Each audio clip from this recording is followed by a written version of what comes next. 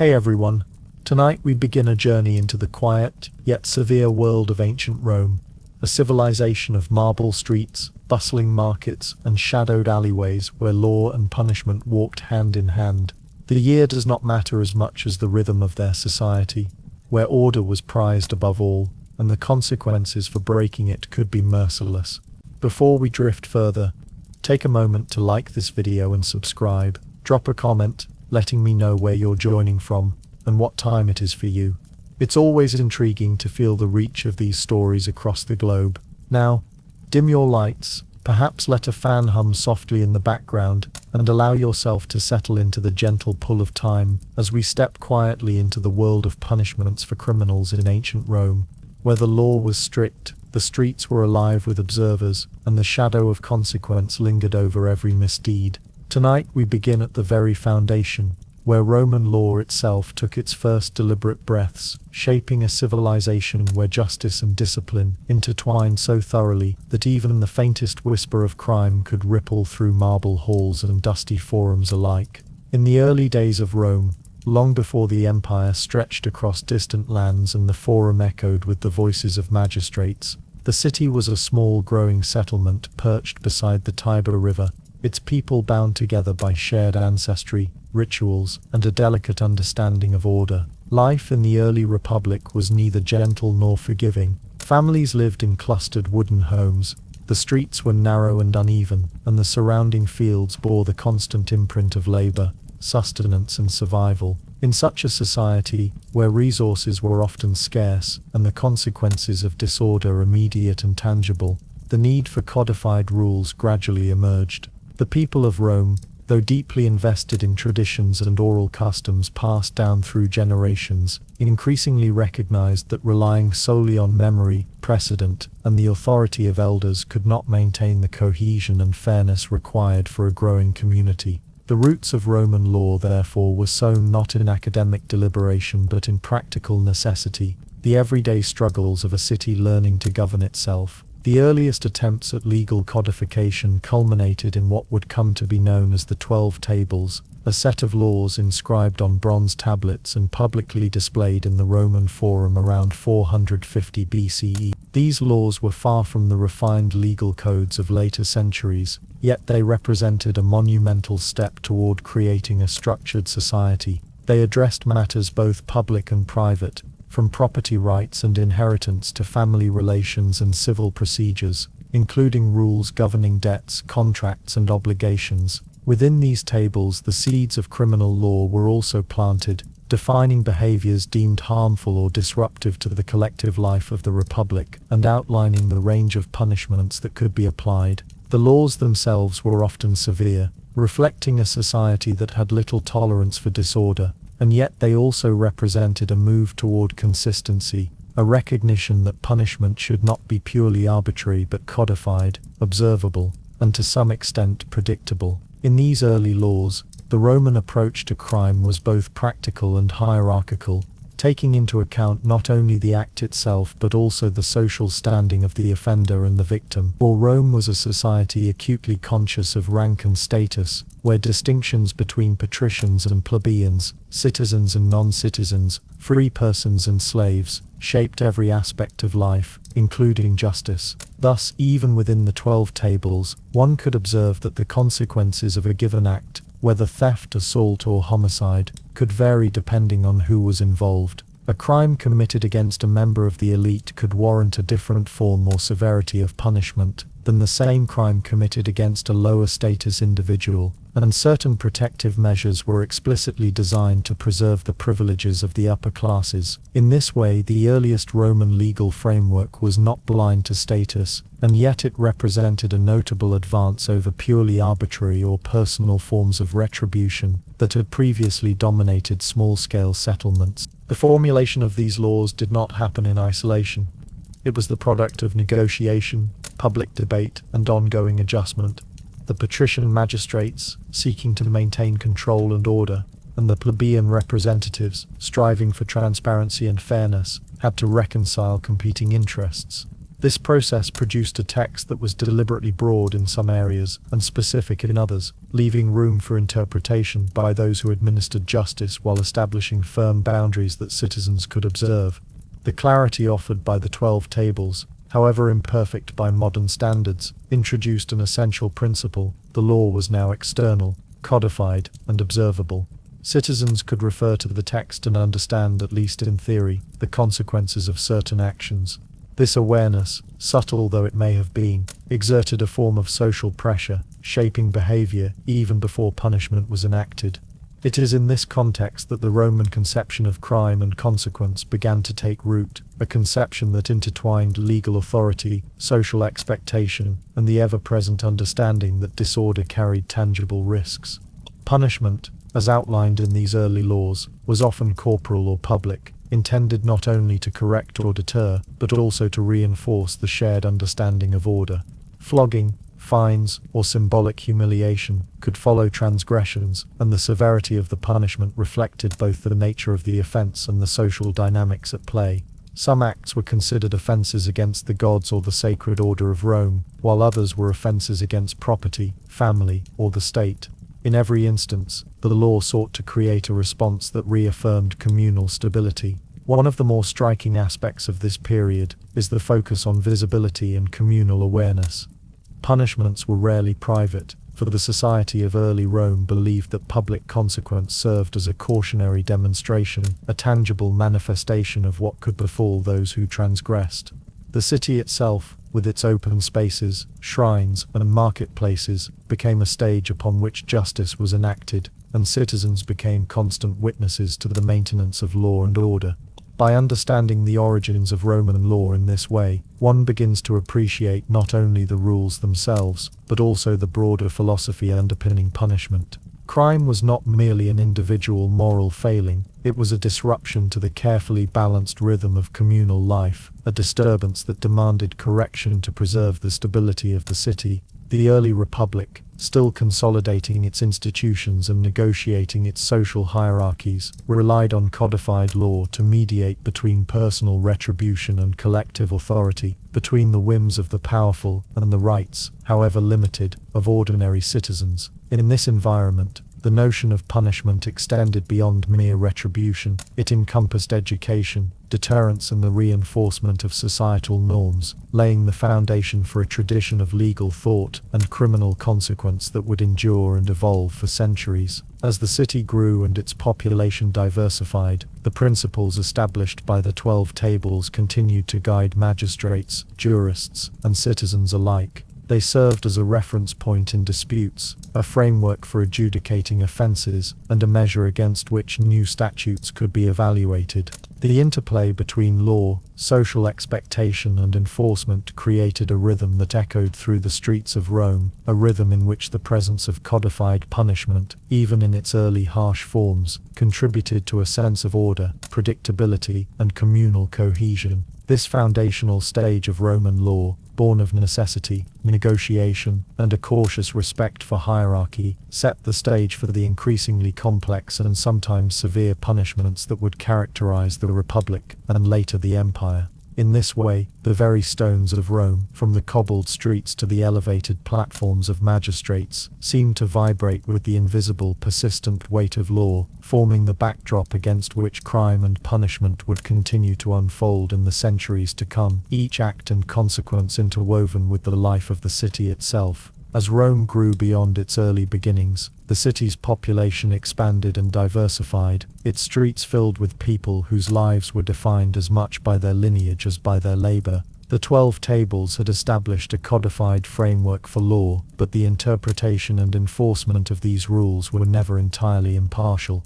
The reality of Roman justice was inextricably tied to social hierarchy, a hierarchy so deeply woven into the fabric of everyday life that it touched every aspect of existence, from housing and occupation to legal rights and the consequences of transgression. Within this system, distinctions between patricians, the elite class of landowners, and aristocrats, plebeians, the common citizens who formed the backbone of Rome's labor and military, and slaves, whose very existence was treated as property, shaped not only opportunity, but the experience of law itself. In practice, crime and punishment were rarely neutral, instead reflecting the relative standing of the parties involved and the broader imperative of maintaining social order. Patricians, by virtue of their birth and influence, were afforded protections that shielded them from the harshest consequences of law.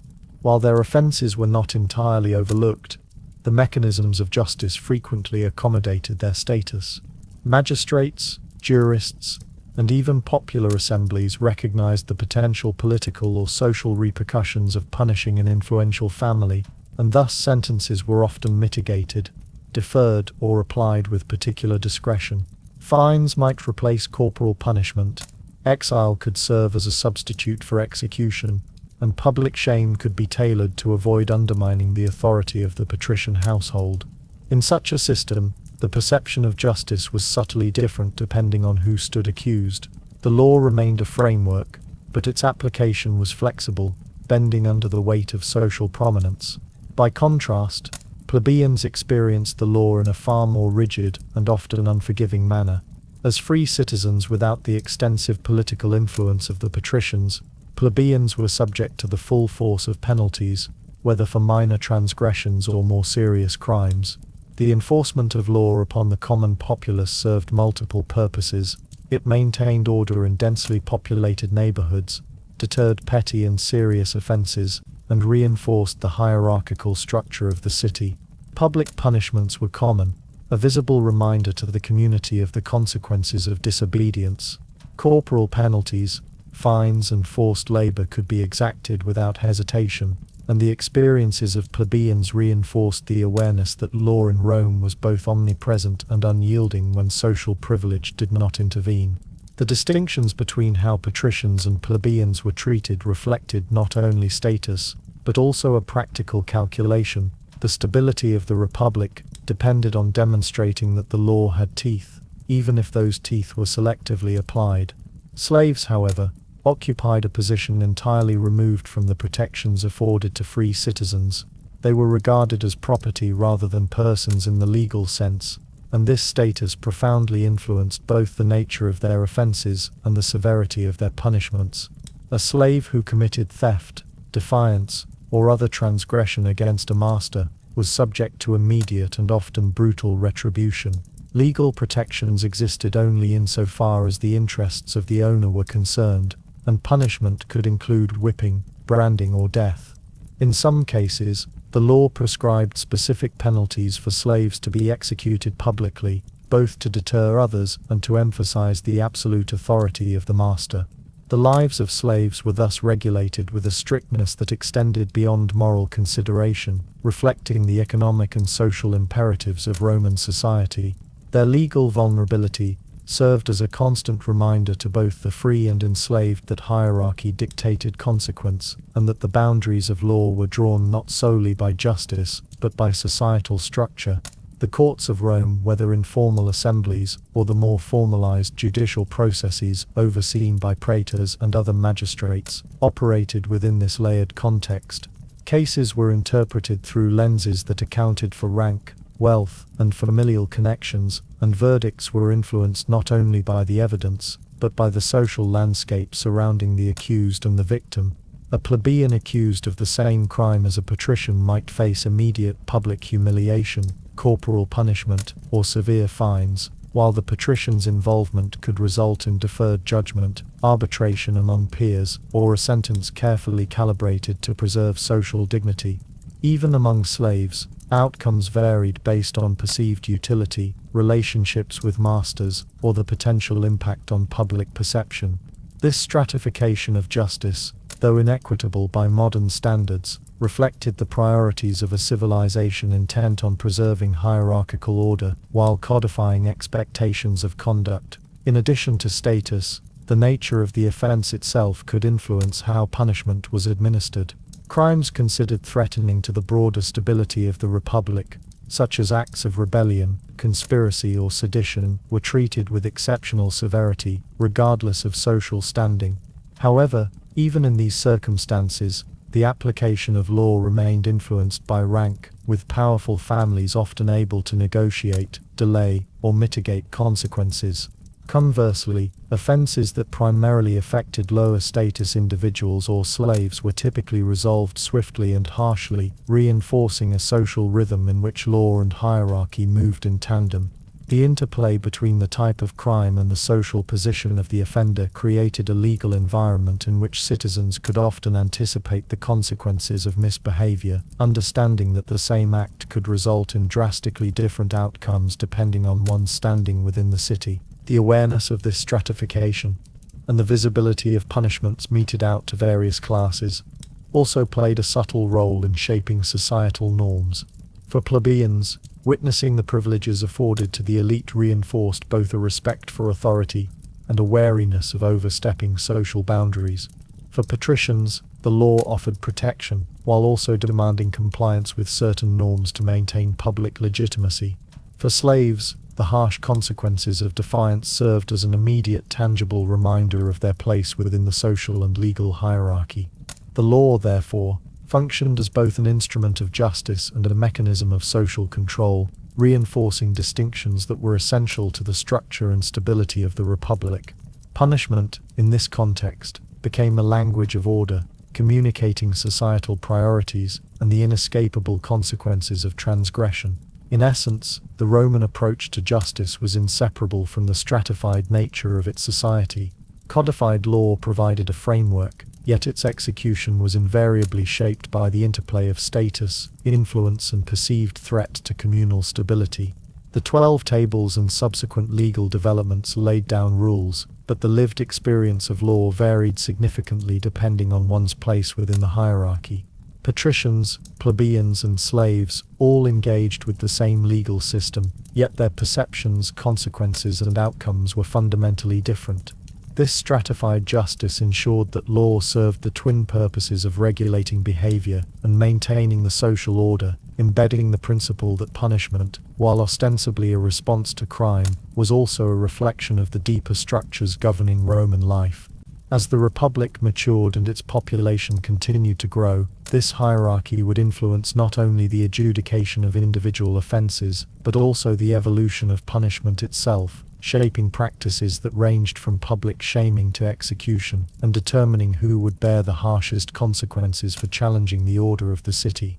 The next layer of Roman law, the methods of corporal punishment and fines, emerges naturally from this context, revealing a civilization deeply invested in both codified authority and the visible enforcement of its social and legal hierarchies.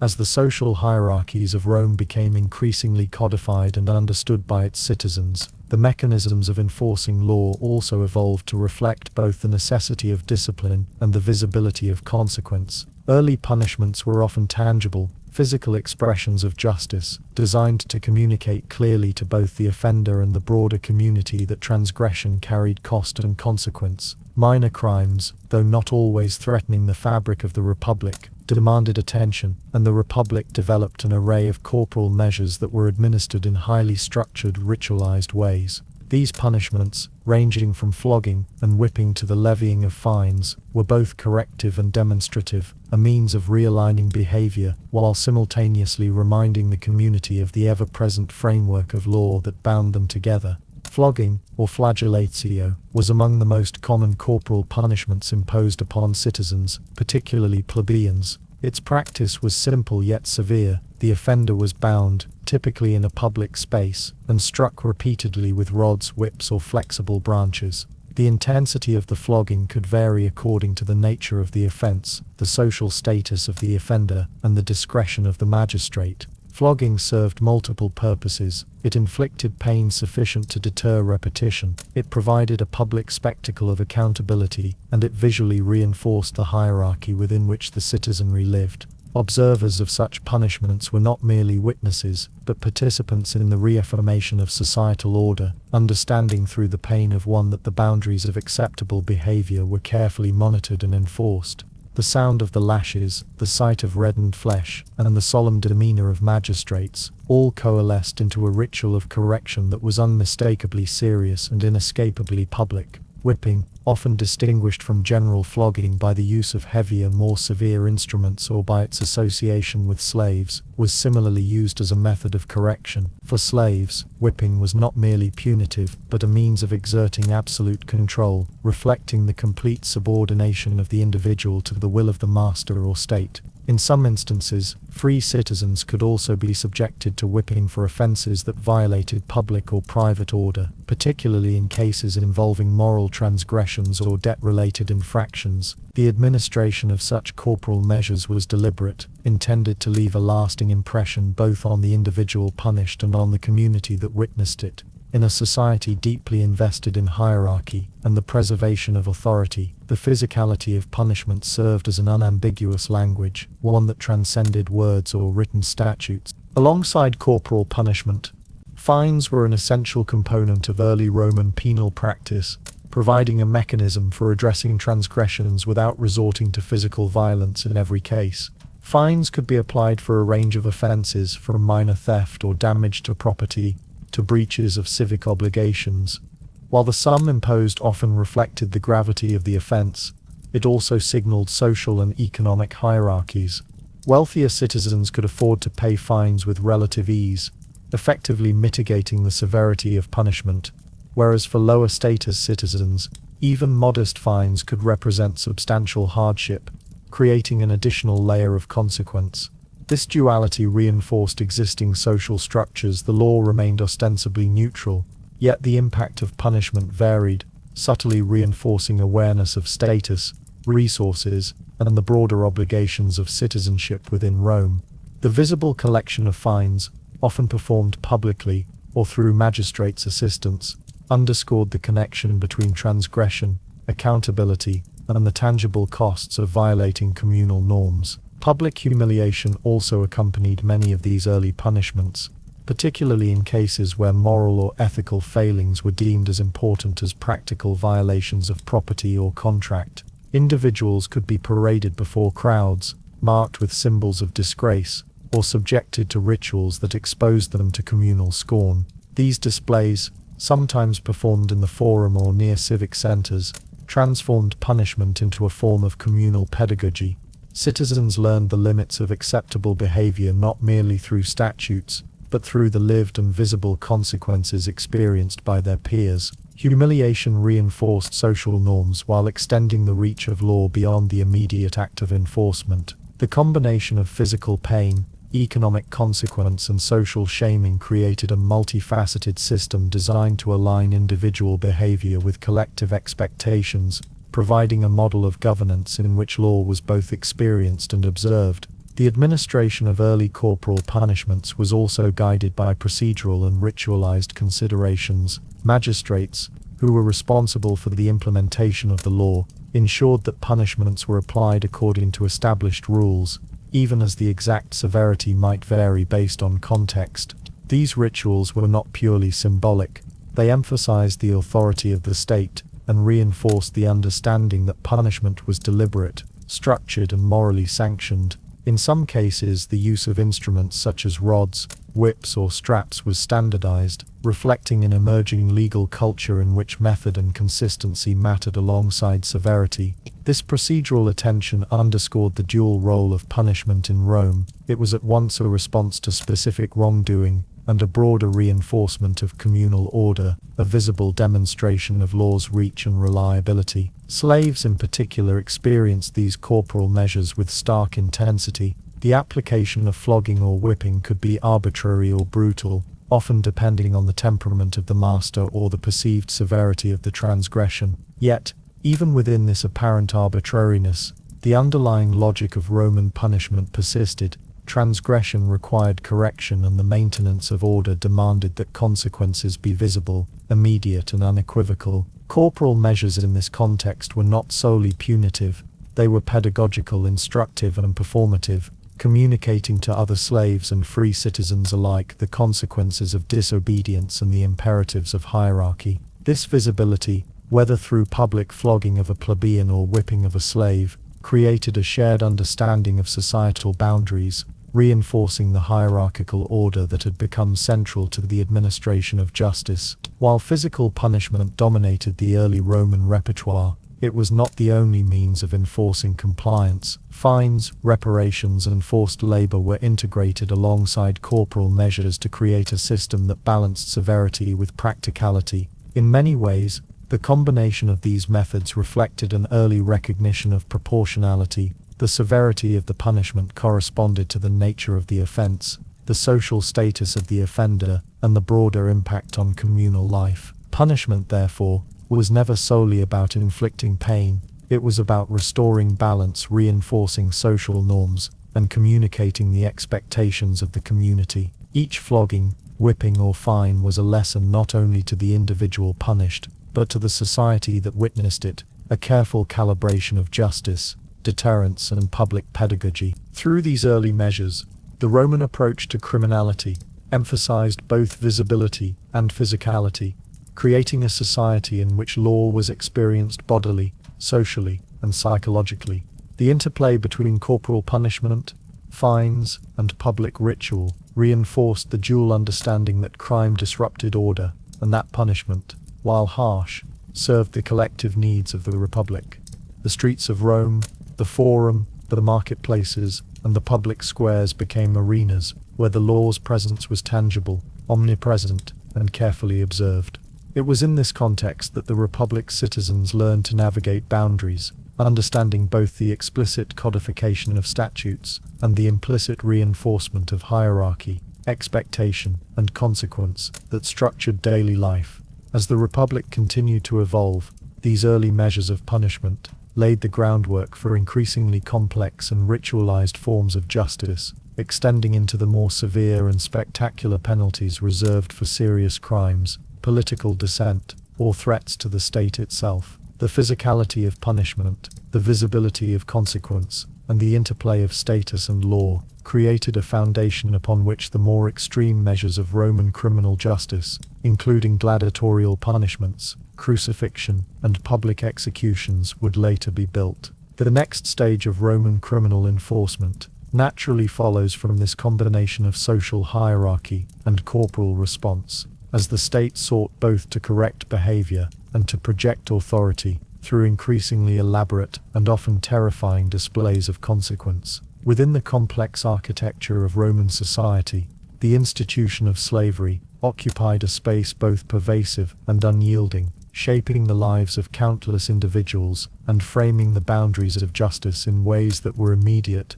visible, and often brutal. Slaves were not merely lower status inhabitants of the city or countryside. They were legally considered property, their existence intertwined with economic production, domestic management, and the very fabric of Roman daily life. This status profoundly influenced the way law and punishment were applied. Whereas free citizens, whether patricians or plebeians, could expect at least some procedural considerations, slaves were largely excluded from legal protection, their treatment determined primarily by the interests of their owners, and the overarching imperative to maintain order, discipline, and productivity within the household and the broader society. The legal framework surrounding slavery in Rome was intricate in its pragmatism, reflecting the economic and social centrality of enslaved individuals, while codifying their subordination. Slaves could not own property, could not legally marry in a way recognized by the state,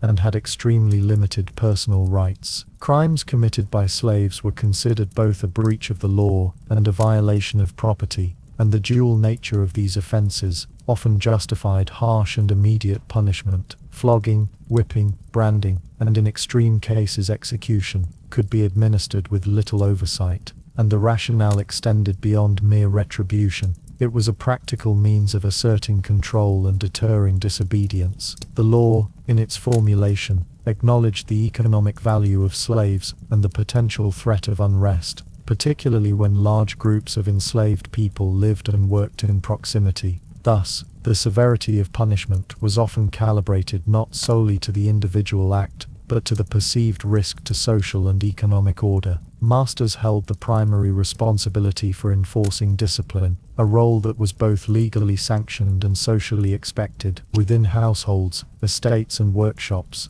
they wielded authority over life, labor, and often death. Their enforcement of punishment was guided by principles that combined practicality, deterrence, and social visibility. A master's decision to punish a slave publicly or privately could serve multiple purposes: to correct behavior, to maintain household order, and to communicate to other slaves the consequences of defiance. In larger urban contexts or on expansive agricultural estates, the visibility of punishment reinforced broader societal norms, demonstrating that law and hierarchy were inseparable, and that disorder would not be tolerated. This omnipresent authority was instrumental in maintaining the economic productivity and social stability upon which the Republic relied, ensuring that slaves remained both useful and constrained by the expectations imposed upon them. Punishments meted out to slaves often reflected the dual objectives of correction and deterrence, with methods designed to leave both physical and psychological impressions. Whipping, applied with rods or flexible switches, inflicted pain while simultaneously reinforcing the absolute control of the master. Branding or marking served a longer-term symbolic purpose, signaling ownership, reminding the individual of their status, and warning others against rebellion or theft. In some cases, the execution of a slave was staged publicly, particularly in instances of serious offense or insurrection, a dramatic demonstration intended to consolidate authority and instill fear. The consistent visibility of these punishments, whether within the household, in marketplaces, or along public roads, served as a mechanism of social control, extending the presence of law and hierarchy beyond the immediate act and into the consciousness of observers. The legal rationale for harsh treatment of slaves was rooted in both Roman pragmatism and social theory. Slaves were considered property, yet they were also recognized as human beings capable of thought, defiance, and action.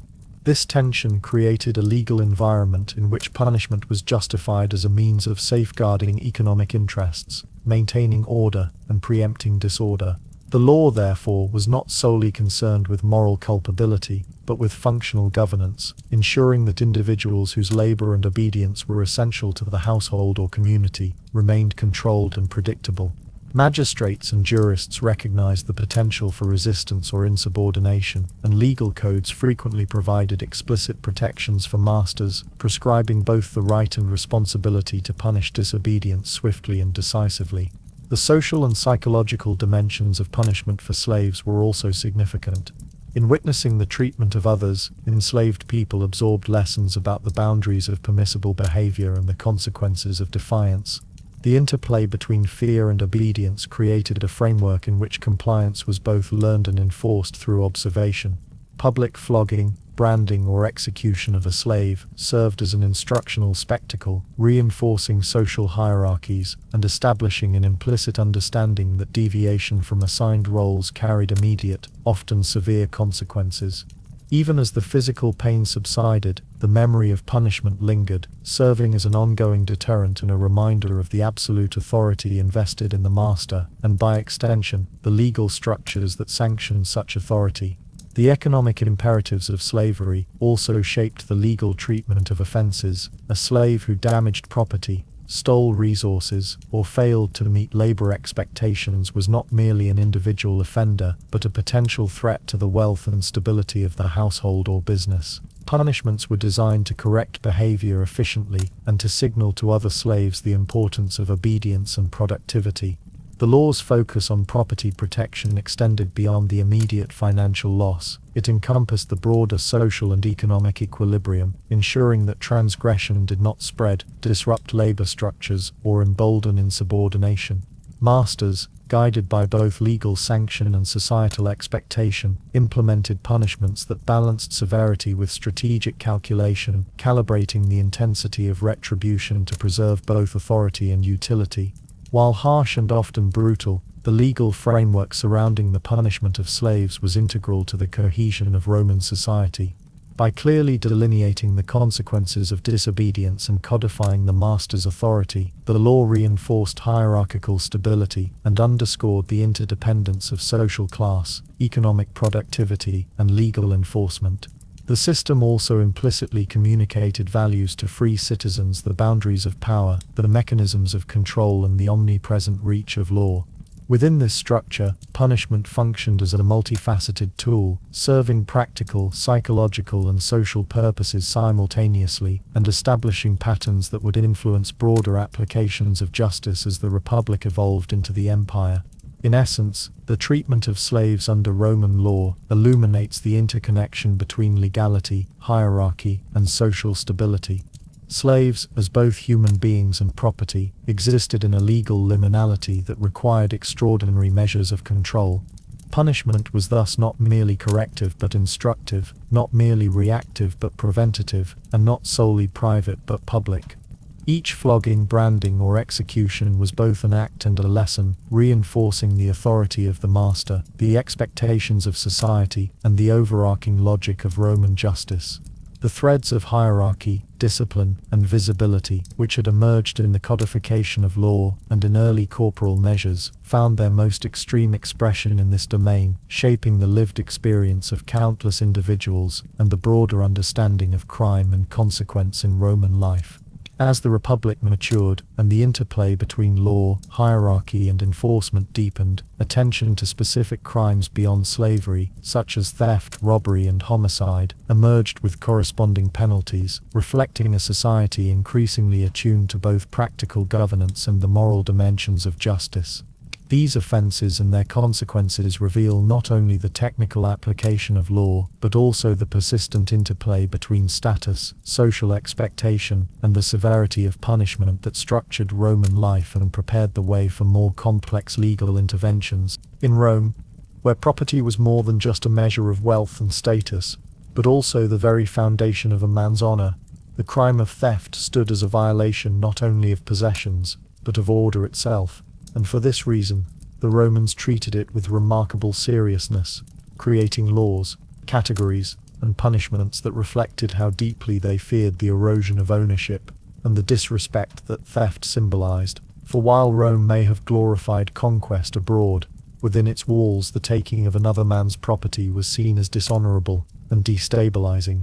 Something that, left unchecked, might undermine the entire social fabric that had been painstakingly woven over centuries. From the earliest days of the Republic, when the 12 Tables first codified the distinction between petty theft and violent robbery, the Romans had an almost obsessive desire to differentiate between degrees of wrongdoing, and this concern for categorization often translated directly into the severity of punishments.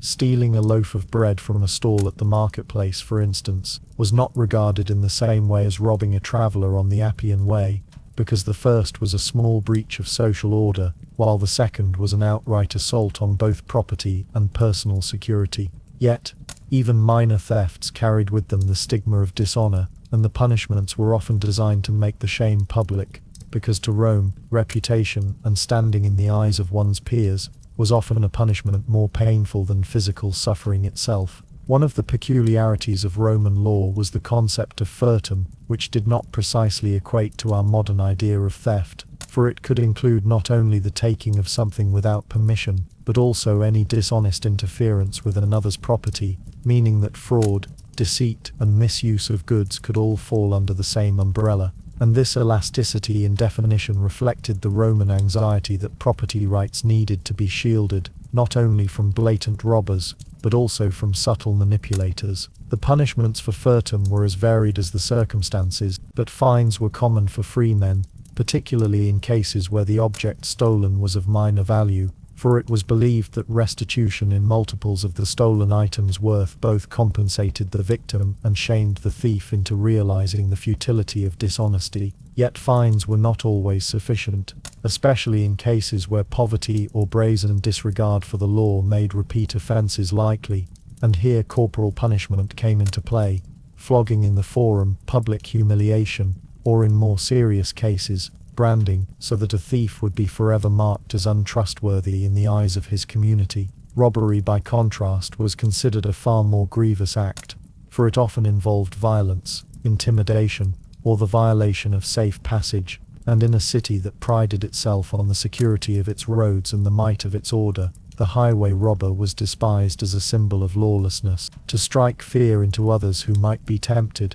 Rome punished robbery harshly, forced labor in quarries, loss of civic rights, or even execution in the most flagrant cases, such as repeated offenses or assaults on the wealthy and powerful. The difference in social class once again made its presence clear in sentencing. A patrician caught stealing might suffer disgrace, exile, or confiscation of wealth, while a plebeian or a slave would be dealt corporal punishment, sometimes crucifixion if the theft was compounded by violence. For the Romans, justice was never blind, and the hand that delivered punishment weighed heavily or lightly depending on the rank of the accused, and thus the theft of a jewel by a patrician youth might be quietly hushed up by his family, while the same act by a slave would likely end at the cross. One striking feature of Roman punishment for theft was the theatricality with which it was sometimes delivered, especially in the marketplaces or forums, where crowds gathered not just to see goods exchanged but also to witness justice served.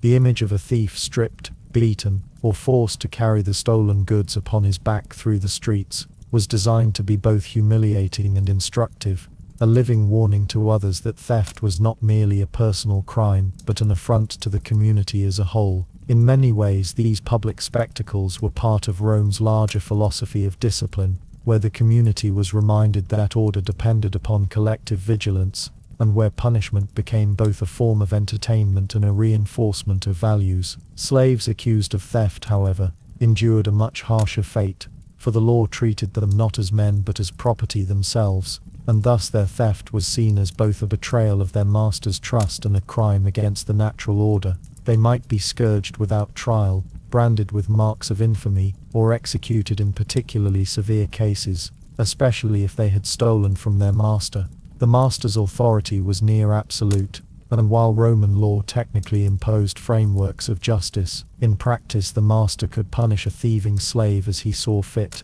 sometimes selling him into harsher labor, sometimes sending him to die in the arena. And in this we see the duality of Roman justice, structured and legalistic on the surface, yet deeply shaped by the hierarchy and inequalities that ran through society. For a slave, theft could mean death. For a wealthy senator, theft might mean exile, loss of face or financial penalty, but never the lash, never the cross. Interestingly, Roman thought also allowed for the idea of theft as a kind of moral failing, a weakness of character rather than just a legal crime.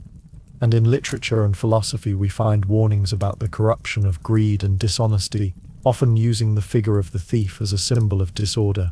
In this sense, punishment was not only about discouraging the act itself, but about reinforcing a broader moral message that Rome wished to uphold discipline, respect for property, and the supremacy of law over impulse. This moral tone was particularly emphasized in the harsh treatment of petty thieves, who might otherwise be overlooked as minor nuisances, but who in Rome were deliberately punished in order to signal that no theft, however small, could be tolerated if society wished to avoid sliding into chaos. At the same time, the persistence of theft despite harsh penalties reveals much about Roman life. Poverty was widespread, especially among the urban poor who struggled for food and shelter, and while Rome might thunder against thieves in its courts and forums, it also tolerated a steady undercurrent of petty crime as a fact of life, one that flared up whenever grain supplies faltered or employment became scarce. In such conditions, punishment could never truly eradicate theft,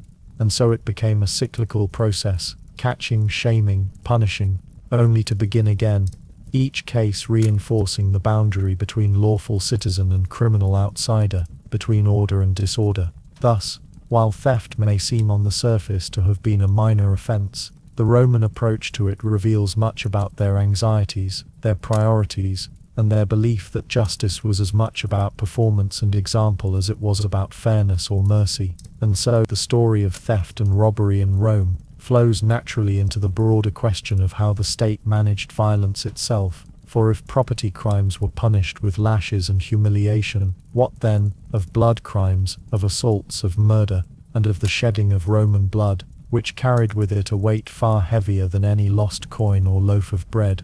When considering how the Romans viewed the act of taking a life, one must first step back into the wider framework of Roman society, where order, hierarchy, and the preservation of family and community were prized above the whims of the individual, and where the sanctity of life was acknowledged, but not in the same sense that later generations in more modern legal traditions would emphasize. To a Roman, the value of a life was not always equal, and the death of a patrician could weigh more heavily than that of a plebeian, and the killing of a slave could be viewed less as an affront to the divine order than as a loss of property. The laws that grew from the 12 tables, and the refinements that followed over centuries, carried within them this perspective that homicide was not a single uniform crime, but an act to be measured by intent, by circumstance, and by the place in society that both the victim and the accused occupied. It was in this layered approach that Roman jurisprudence revealed both its pragmatism and its brutal inequalities. In the earliest years of the Republic, homicide cases were treated with a kind of stark simplicity. The 12 tables made distinctions, for instance, between deliberate murder and accidental killing. If a man struck another in anger and caused death, he could be executed, or made to face ritual punishments designed to expel the stain of blood guilt. But if the killing was accidental, say a man felling a tree and crushing his neighbor beneath it, then the matter might be settled through compensation or through ritual purification, rather than through capital penalty. Intent was already recognized as a dividing line, even in this rough and early stage of Roman law, though intent itself was difficult to prove and often bound up in the testimony of others. The Romans, for all their formality, understood that chance and deliberation carried different weights. Over time, more elaborate structures for handling homicide emerged. Courts were established where such cases could be heard, and specialized magistrates, praetors, and later quaestiones perpetua, or standing courts, took on the responsibility of adjudicating serious crimes. Yet beneath the surface, the social order continued to shape outcomes. A patrician accused of killing another patrician might face exile, an honorable if painful end, whereby he left Rome and forfeited his property, but escaped the spectacle of public execution. By contrast, a plebeian convicted of killing a patrician could find himself facing the harshest of fates: scourging, decapitation, or being hurled from the Tarpeian Rock, a cliff by the Capitoline Hill where traitors and heinous criminals were dispatched before the eyes of the people. The killing of a slave, though technically the destruction of property, occupied an ambiguous place in this landscape. A master might kill his own slave with little consequence, though over time this power came to be restrained somewhat, as moralists and emperors alike recognized the potential dangers of unchecked cruelty. However, for another man to kill the slave of a Roman citizen, the matter became one of compensation to the owner rather than justice for the dead. It was a stark reminder that the law's concern was not the inherent worth of human life, but the order and stability of Roman society, which was understood through property, rank, and honor. Roman punishments for murder could be severe, and they carried the symbolic weight of deterrence as much as retribution. The use of the cross, for instance, while more commonly reserved for slaves and non-citizens, could serve as the fate for particularly despised killers, ensuring their death became a public example of shame. For citizens, exile remained the more frequent penalty, though exile was by no means merciful, stripping a man of his civic identity, his property, and his place within the intricate web of patronage and duty that defined Roman life. In some ways, it was a social death as complete as the physical kind. The Roman approach to parricide, killing one's own parent or close kin, was particularly severe, and reveals much about the cultural weight Romans placed on family. To kill one's father or mother was not merely to commit homicide, but to shatter the sacred authority of the family, the bedrock of Roman order. For this crime, a unique and grisly punishment was devised. The condemned was sewn into a sack, often with animals such as a dog, a rooster, a viper, and a monkey, though accounts vary, and then cast into a river. The symbolism was clear. Such a person had so broken with human order that they were denied even a proper death on land, instead consigned to chaos, bound with beasts, and removed from the world of men. This Pyrinaculae, as it was called, became infamous as one of the most terrifying penalties in Roman criminal law. Homicide in Rome also intersected with political life, and in this realm, distinctions between private murder and public assassination blurred. The killing of a political rival might be prosecuted, but it might also be excused if it served the Republic's perceived stability, or later, under the emperors, the security of the ruler. Assassinations could be dressed in the language of justice, while private feuds could masquerade as political duty. The most famous instance, of course, was the murder of Julius Caesar, which Brutus and his fellow conspirators claimed was not a crime but a restoration of liberty. Yet Roman law, like Roman politics, was pliable in such moments, stretched to suit the victors. Religious elements also played a part in how homicide was treated. Killing was not only a violation of human law, but also a potential offense against the gods, requiring rituals of expiation. The pontifices, Rome's religious officials, might prescribe rites to cleanse the community of the pollution of murder. Thus, homicide was never seen as merely a crime between individuals. It had communal and spiritual implications, demanding both legal and ritual responses. This blending of religion and law deepened the gravity of the offense, while also embedding it within Rome's broader sense of cosmic order. In all these ways, the Roman treatment of homicide reveals both the sophistication and the stark harshness of their legal system. They recognized nuance, distinguishing between intent and accident, between kin and stranger, between citizen and slave. Yet their justice was not blind. It was colored by hierarchy, by politics, by property, and by the collective need to preserve stability above all. The result was a system that could appear both rational and cruel, both advanced and deeply unequal. And so, when one considers homicide in ancient Rome, it is not enough to imagine it as a single universal crime. It was instead a mirror of Roman values and fears, a test of how far society would go to protect its order, and how much weight it placed upon family, status, and the sacred balance of community life. To kill in Rome was to invite the heaviest scrutiny, and yet the meaning of that killing, and the fate of the killer, always depended on who was involved and what place they held within the great structure of the Roman world. In a society as deeply structured and intensely proud as Rome, crimes against the state were not merely viewed as violations of law, but as assaults on the very foundation of order, unity, and Roman identity itself. To be Roman was to be part of a grand collective, a sprawling republic, and later an empire, that demanded loyalty above all else. And when a man or woman stood accused of threatening that order, whether through conspiracy, betrayal, or treason, the punishment was swift, severe, and meant not only to destroy the guilty, but to remind all others of the cost of disloyalty. Treason, or per duello, in the earliest form of the law, was regarded as the most heinous of all crimes, an offense not just against magistrates or generals, but against the gods who protected the city, against the sacred oath sworn before Jupiter, and against the unbroken chain of Roman destiny itself. In the age of the Republic, when the fear of kingship and tyranny still lingered in the minds of the people, treason could encompass many actions conspiring with Rome's enemies, betraying an army in battle, inciting rebellion against lawful authority, or even attempting to seize absolute power. Those accused of such crimes faced punishments that were rarely merciful: exile to the far corners of the world, the stripping away of property, citizenship, and honor, or execution carried out with the full force of the state's authority. One of the oldest and most symbolic punishments for treason was the act of being hurled from the Tarpeian Rock, a steep cliff at the southern summit of the Capitoline Hill.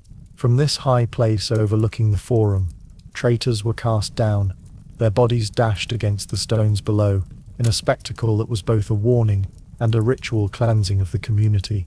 It was said that this punishment was reserved for those who betrayed the city to its enemies, or sought to corrupt the sacred trust of office.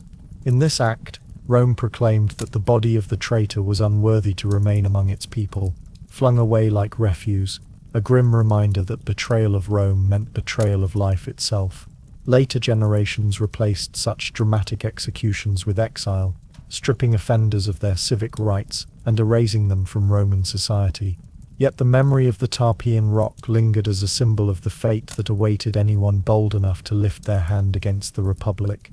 As Rome expanded, and the Republic grew increasingly unstable, treason became a more flexible and sometimes dangerous charge.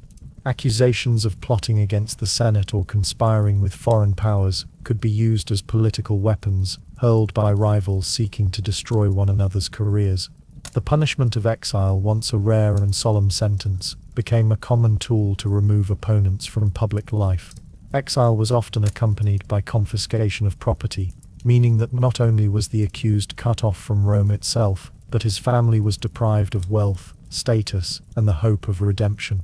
For some, exile meant wandering to the farthest edges of the empire, living in humiliation among strangers, never again to set foot within the sacred boundary of Rome. For others, particularly in times of civil strife, exile was only a temporary stage before execution, as rivals seized power and turned the machinery of justice into an instrument of vengeance. The crime of treason grew even more perilous under the emperors, when offences against the person of the ruler himself became punishable with death. What had once been a crime against the collective republic evolved into the crime of majestas, or the diminishing of majesty, a vague and expansive charge that could encompass spoken insults, minor disobedience, or the whisper of conspiracy. Under certain emperors, notably Tiberius, accusations of treason spread like wildfire, used by ambitious informers to curry favor, enrich themselves through confiscated property, and eliminate personal enemies. Trials were held in the Senate, but the outcome was often predetermined, and punishments ranged from exile and suicide to public execution. Whole families could be ruined by a single accusation, and the atmosphere of fear gave treason an almost mythical weight. It was no longer simply betrayal of Rome, but betrayal of the emperor, whose very body had come to symbolize the state. Execution for treason was often carried out in ways that emphasized disgrace and erasure. The condemned might be strangled in prison, denied burial within the city, or executed publicly to strike fear into the crowd. Their names could be wiped from inscriptions, their statues pulled down, their memory condemned in the practice of damnatio memoriae, the official erasure of their existence from Rome's collective record. This was one of the most chilling punishments the state could impose, not only the destruction of the body, but the obliteration of the very idea that the person had ever lived.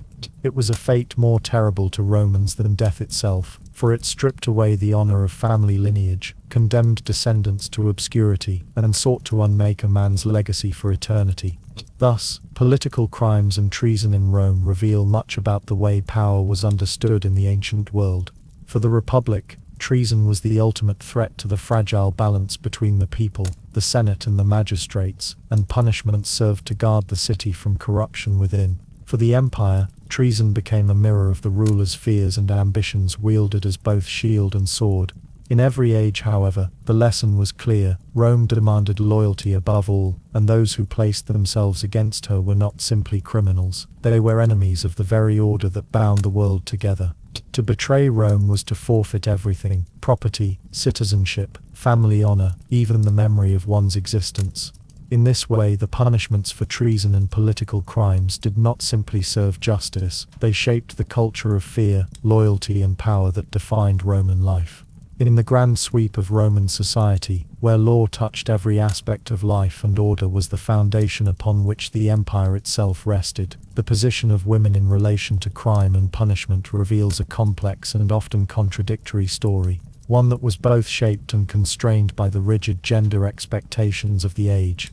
Women in Rome, though they lived in a civilization that prided itself on its legal genius and its ability to codify even the smallest elements of human behavior, were not viewed as independent legal agents in the same way men were. Instead, they occupied a status that hovered between protection and control, and the punishments they faced when accused of wrongdoing often reflected this delicate balance.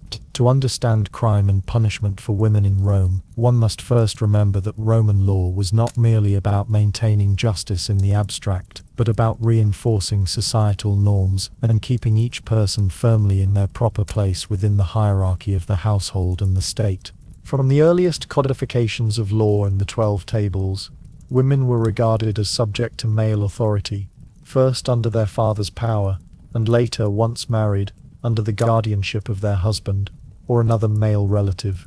This meant that their legal responsibilities, and in turn their punishments for crime were not applied in the same straightforward fashion as those of men.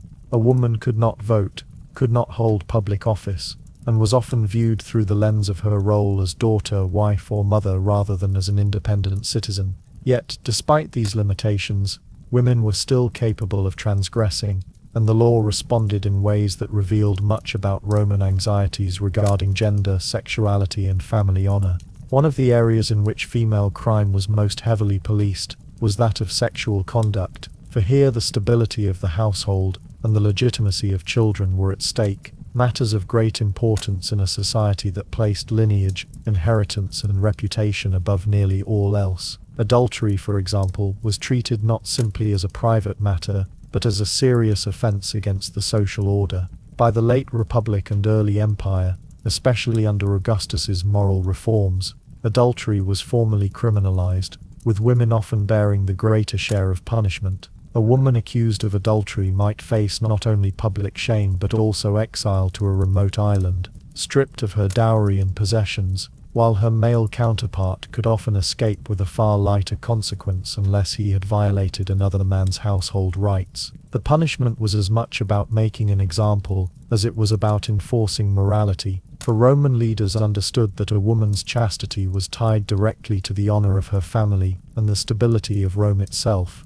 But adultery was only one piece of the picture. Women were also punished for crimes that revealed Roman fears about female influence and independence. For instance, poisonings and witchcraft were crimes often associated with women, reflecting the suspicion that women might use cunning, secrecy, or knowledge of herbs to undermine men's strength or authority. In the 2nd century BCE, the infamous Bacchanalian affair led to a crackdown on secret religious rites in which women were said to play a dominant role, and punishments included execution and confiscation of property. Though the scale of these events was exaggerated by Roman historians, the severity of the punishments reveals how the state viewed women stepping outside of traditional roles with deep unease. The crime was not only in the act itself but in the perceived disruption of gender boundaries, for women acting together in secret was something Rome found dangerous. At the same time, lesser crimes committed by women often demonstrated the legal system's insistence on tying their punishment to family authority.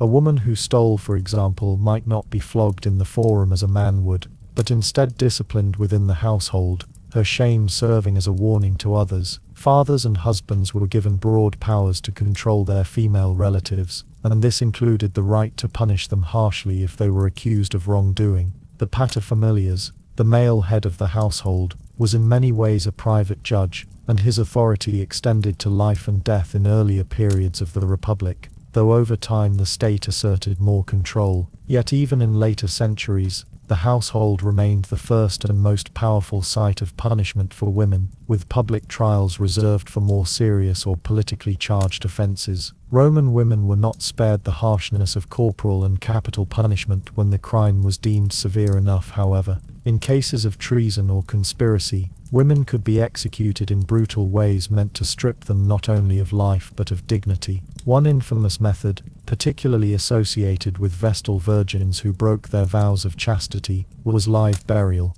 Because a Vestal virgin was considered sacred, her blood could not be shed, and so the Romans devised a punishment that avoided direct bloodshed while still ensuring her death. She would be placed in a small underground chamber with minimal food and water, left to die in darkness. This punishment combined cruelty with ritual, reminding Romans that the purity of their religious life and, by extension, the stability of their empire depended upon the obedience of women.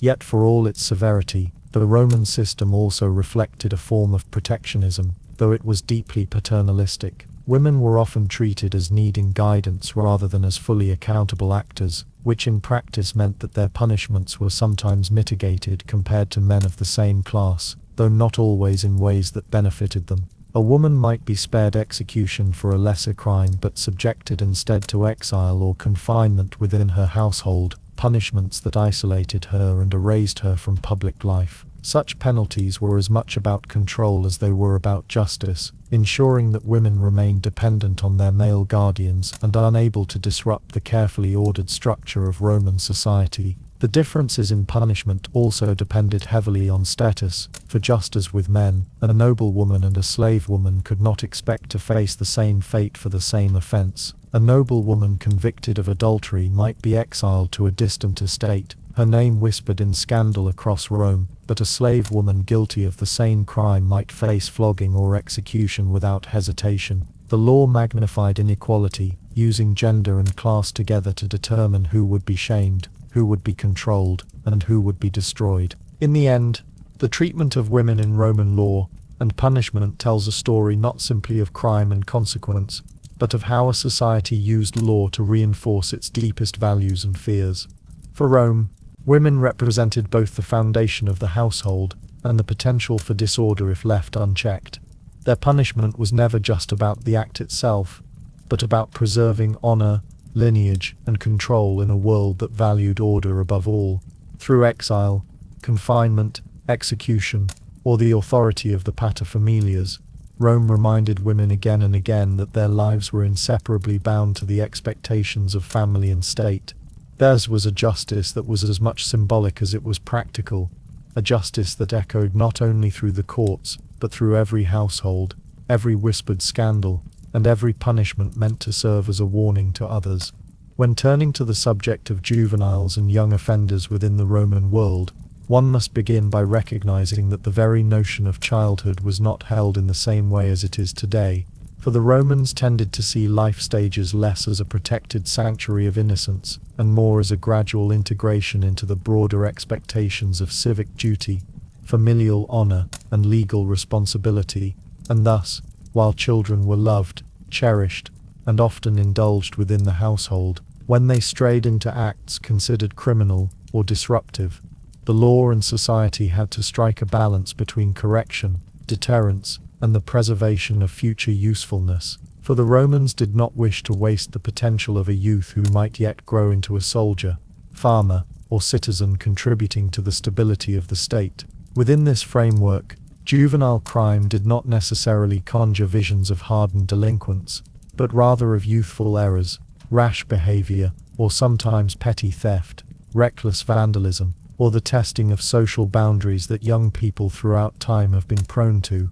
Yet in Rome such actions could not be left unchecked, for the order of the community rested upon discipline at every level, and the young were no exception. The family was the primary unit of justice in the case of a juvenile, for under the principle of patria potestas, the father possessed near absolute authority over his children, even into adulthood, and so, in instances where a son stole, fought, or otherwise transgressed, it was not first the state that intervened, but the family council, with the father at its head, who determined punishment, correction, or in severe cases, whether the child was to be brought before the magistrates. For minor misdeeds, the punishments could be domestic and corporal, such as beatings with rods, enforced labor, or withdrawal of privileges, for the Romans believed discipline had to be both physical and memorable, instilling the lesson not just in the mind but in the body. At times too, a family might allow neighbors or local elders to witness the chastisement, for shame, when coupled with pain, could leave a longer impression than either alone, and public humiliation was often seen as a corrective tool for young offenders. When the offense exceeded what was acceptable for a family to handle alone, or when it directly harmed the property or safety of others, the matter passed into the jurisdiction of the magistrates, and here we see the early legal thinking of Rome treating youth not as fully culpable adults, but neither as exempt from accountability. The 12 Tables themselves, Rome's earliest codification of law, recognized that certain punishments were too severe for children, and while an adult might be flogged or executed for a serious theft, a youth could instead face lighter corporal penalties, restitution, or temporary servitude. The guiding principle was not leniency out of sentimentality, but a measured attempt to preserve future labor and contribution.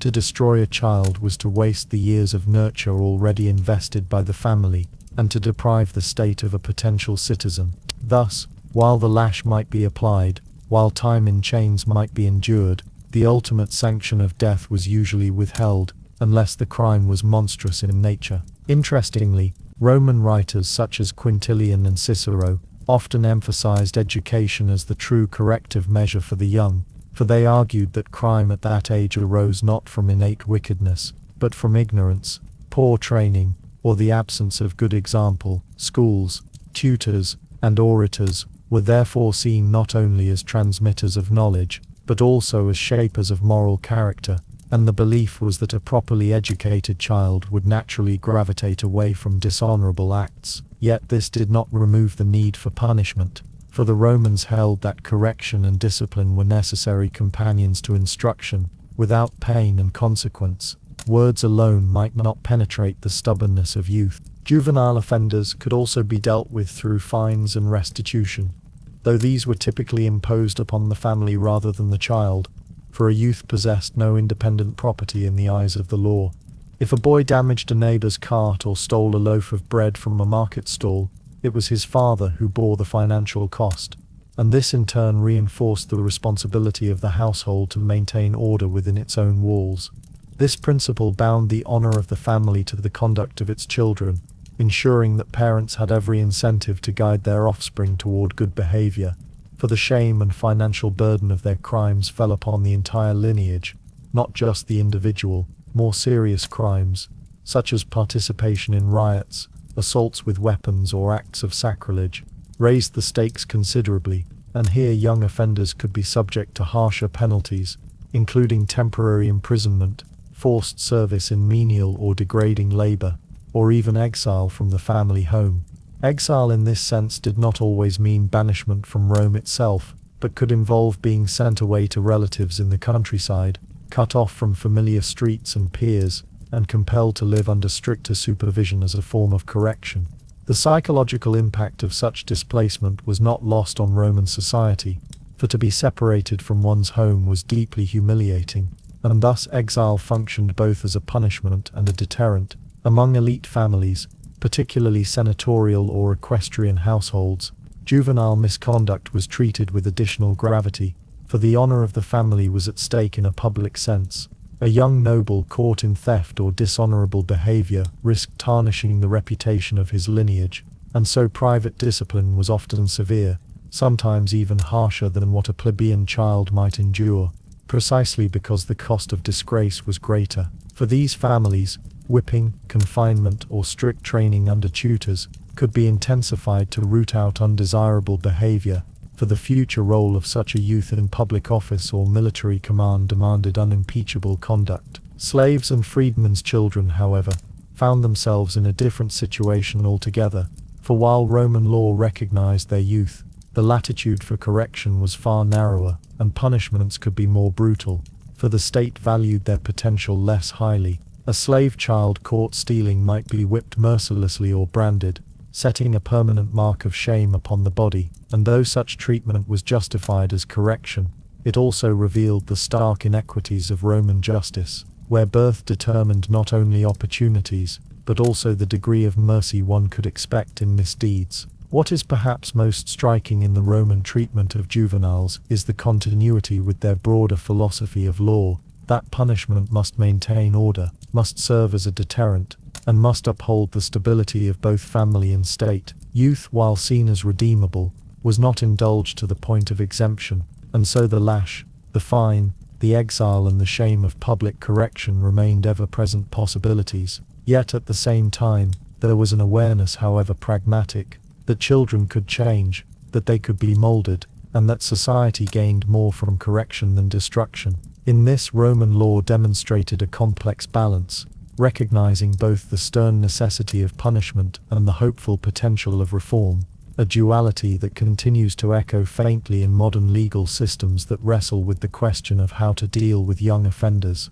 And so, when one imagines the streets of ancient Rome, filled with noisy children running, shouting, sometimes quarreling, sometimes stealing fruit from a stall or scratching graffiti into a wall, one must also picture the shadow of discipline that hung above them, a world where fathers, magistrates, and society at large stood ready to correct, to punish, and to guide, ensuring that the small crimes of youth did not blossom into greater transgressions, but instead served as lessons, painful yet formative, in the long journey toward adulthood and citizenship in the vast and ordered structure of Rome.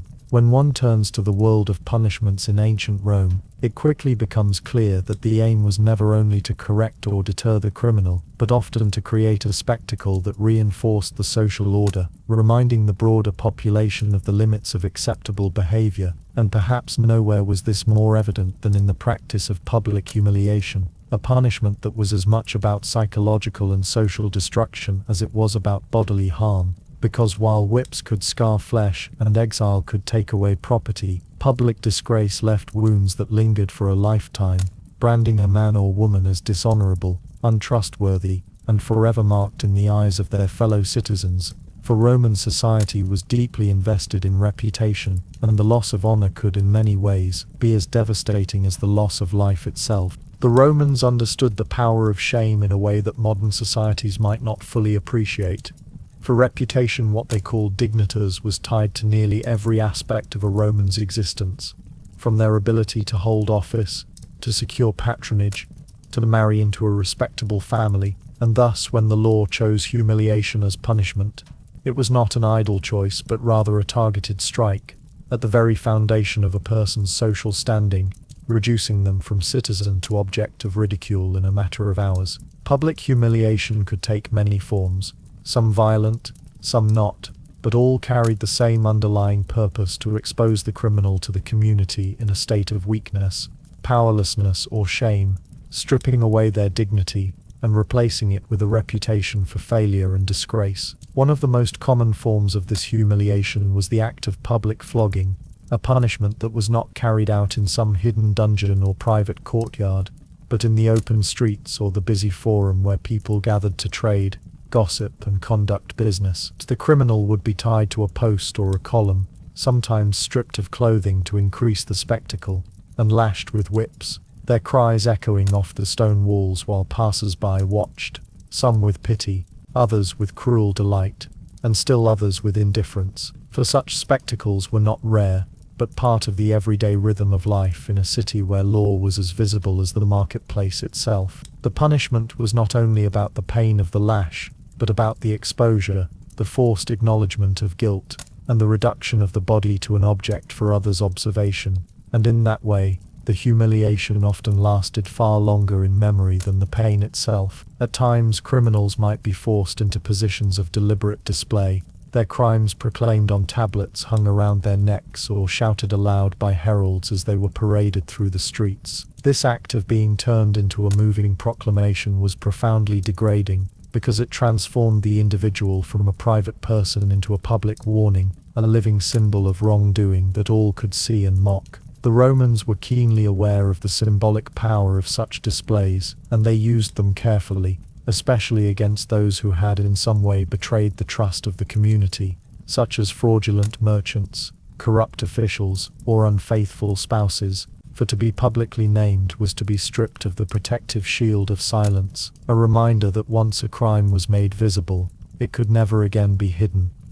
There were also punishments that forced criminals into grotesque performances of their shame, such as being made to stand at the city gates or in the forum for hours, sometimes with heavy chains around the neck, sometimes in clothing designed to mock or degrade, so that every passerby might point, laugh, or jeer. It was not uncommon for citizens to throw refuse, to spit, or to hurl insults, and the condemned, unable to defend themselves, had no choice but to endure, their humanity eroded with each passing insult. In such moments, the punishment was not only the loss of freedom or the pain of standing in heavy restraints, but the annihilation of dignity, for the body and soul alike were turned into objects of mockery. For women, humiliation often took a particularly cruel form, tailored not to physical pain but to the destruction of modesty and reputation. An adulterous woman, for example, might be paraded half-clothed through the streets, her shame made visible to all, or she might be forced to stand in public while insults about her chastity and dishonor were proclaimed.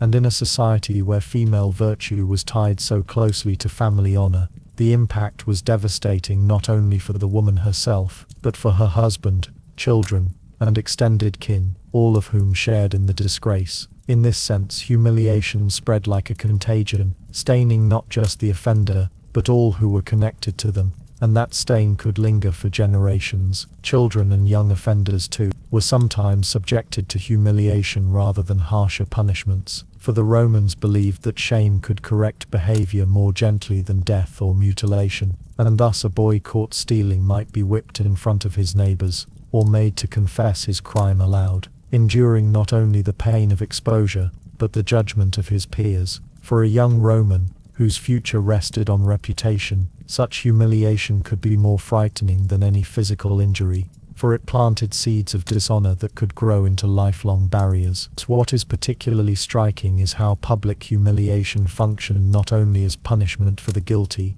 but as instruction for the innocent, because each act of disgrace was a kind of performance staged for the community, reinforcing the values of Roman life, teaching lessons about obedience, honesty, loyalty, and the dangers of overstepping one's place. To witness another's humiliation was to be reminded of one's own vulnerability, for in the cruel symmetry of Roman law, anyone might one day stand where the condemned now stood, and thus every act of public shame was at once a punishment and a warning, as much about the spectators as about the offender. The Romans, ever pragmatic, understood that public humiliation was economical as well, far cheaper than maintaining long prisons, far swifter than drawn-out trials, and far more effective in deterring crimes that relied upon honor, trust, or social standing. It required no elaborate infrastructure, no costly soldiers, no extended punishment.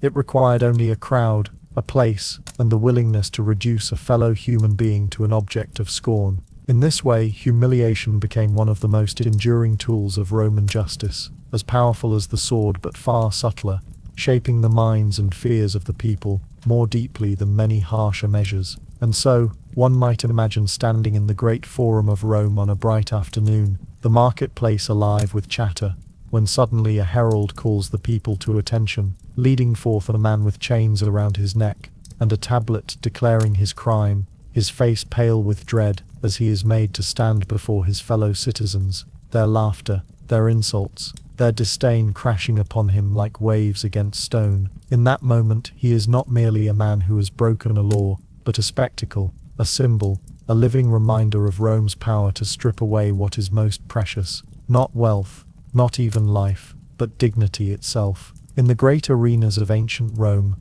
where crowds gathered in tens of thousands and the air rang with the roar of voices, there existed a form of punishment that blurred the line between justice, entertainment, and cruelty. This was the practice of condemning criminals to gladiatorial combat, a system where the condemned were thrust into the sand of the amphitheater, stripped of rights, dignity, and often of life itself. To the Roman people, these punishments were more than simple retribution.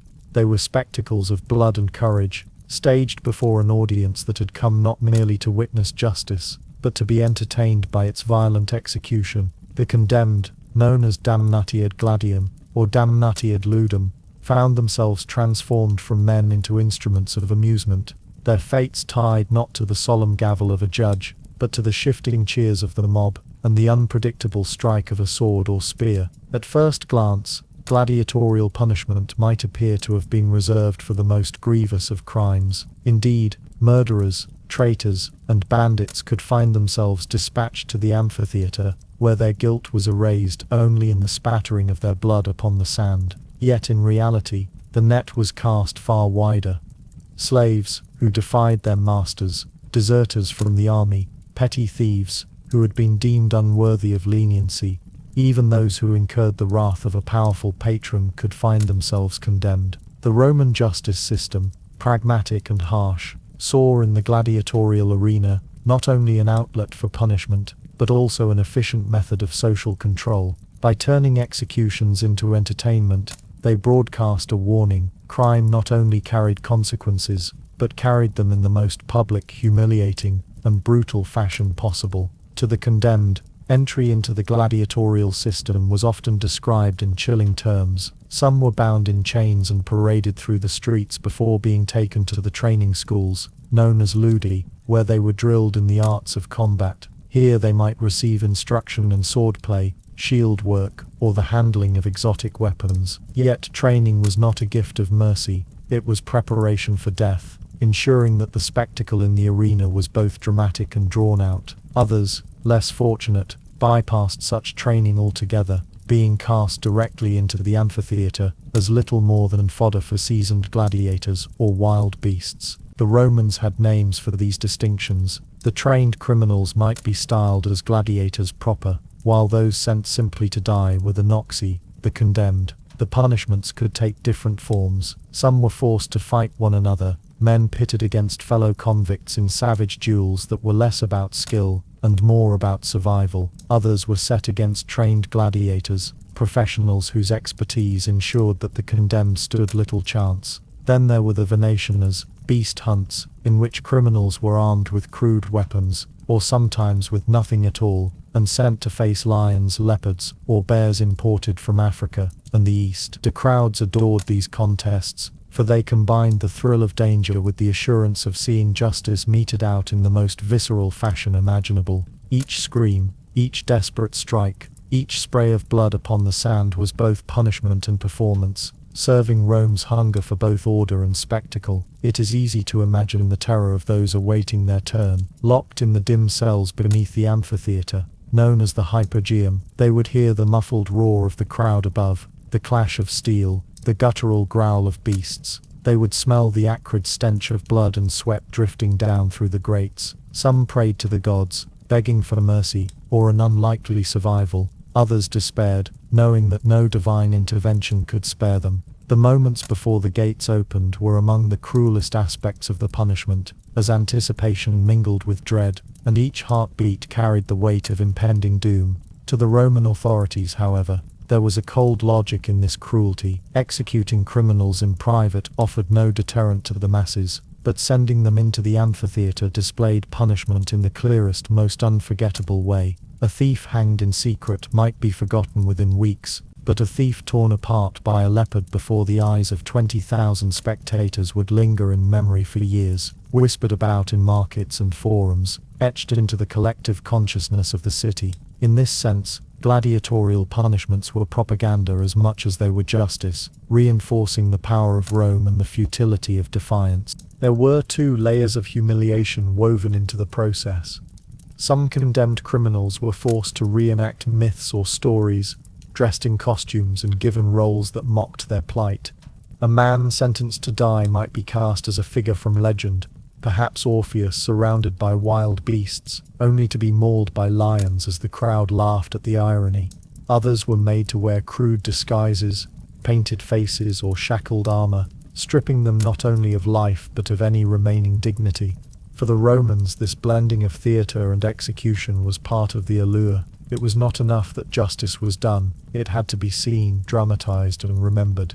Yet it should be noted that not all who entered the arena under sentence of punishment perished. On rare occasions the crowd itself could intervene, swayed by the bravery or skill of a condemned man. A criminal who fought valiantly, who showed spirit and courage even in the face of inevitable death, might win the admiration of the audience.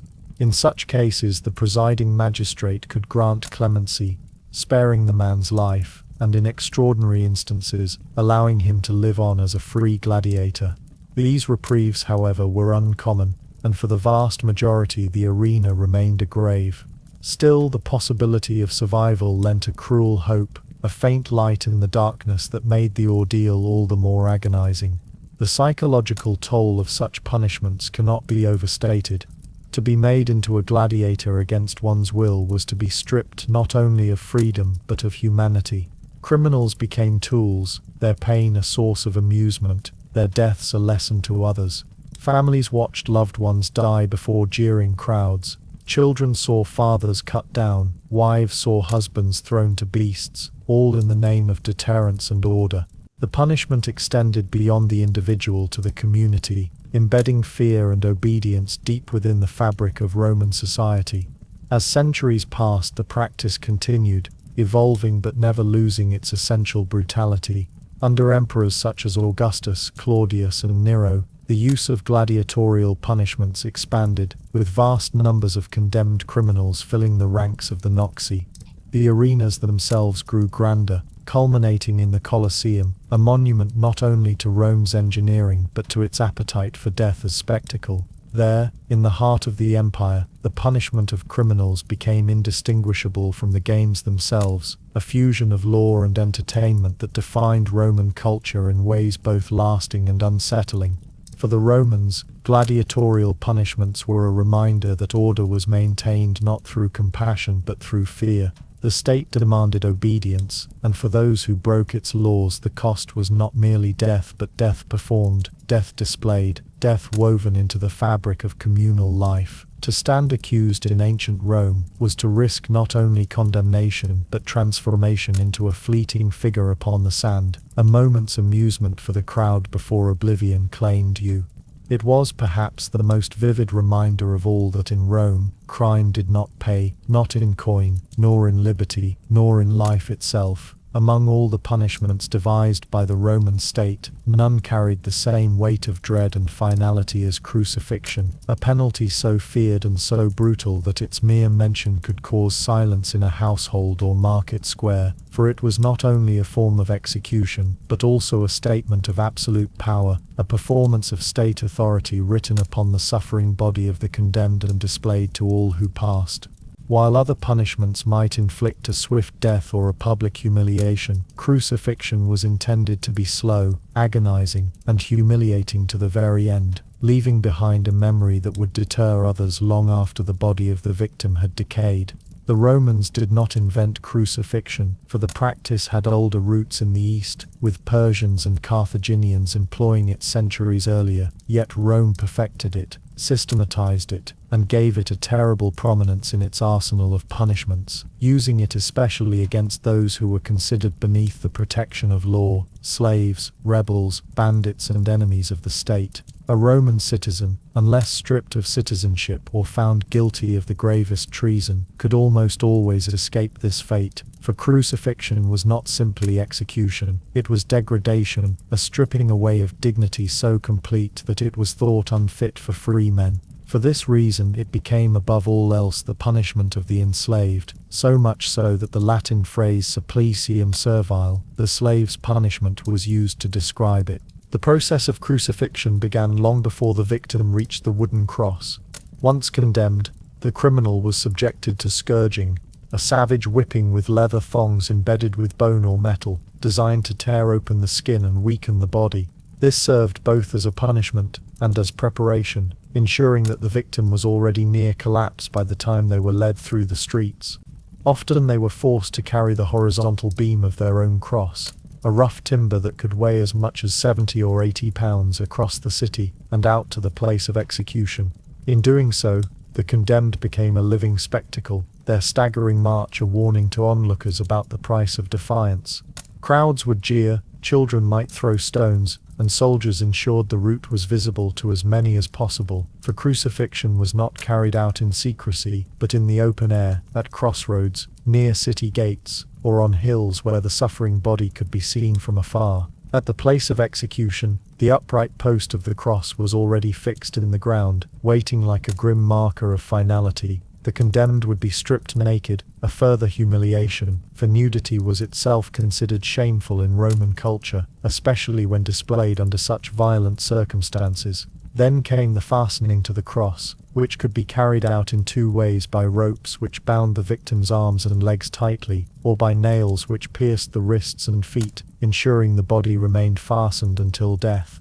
Contrary to some depictions, the nails were not driven through the palms, for the flesh there could not hold the body's weight. Instead, they pierced the space between the bones of the forearm, securing the victim with excruciating permanence. The feet were either nailed separately to the sides of the post or driven together with a single spike into a small wooden support. Once raised upright, the agony of crucifixion truly began. The victim did not die from blood loss, as in a beheading or swift stabbing, but from a cruel combination of exhaustion, suffocation and shock. Hanging with outstretched arms placed immense strain on the chest muscles, making it increasingly difficult to breathe, and each breath required the condemned to push upward on their nailed feet, scraping against the rough wood and tearing wounds wider in the process.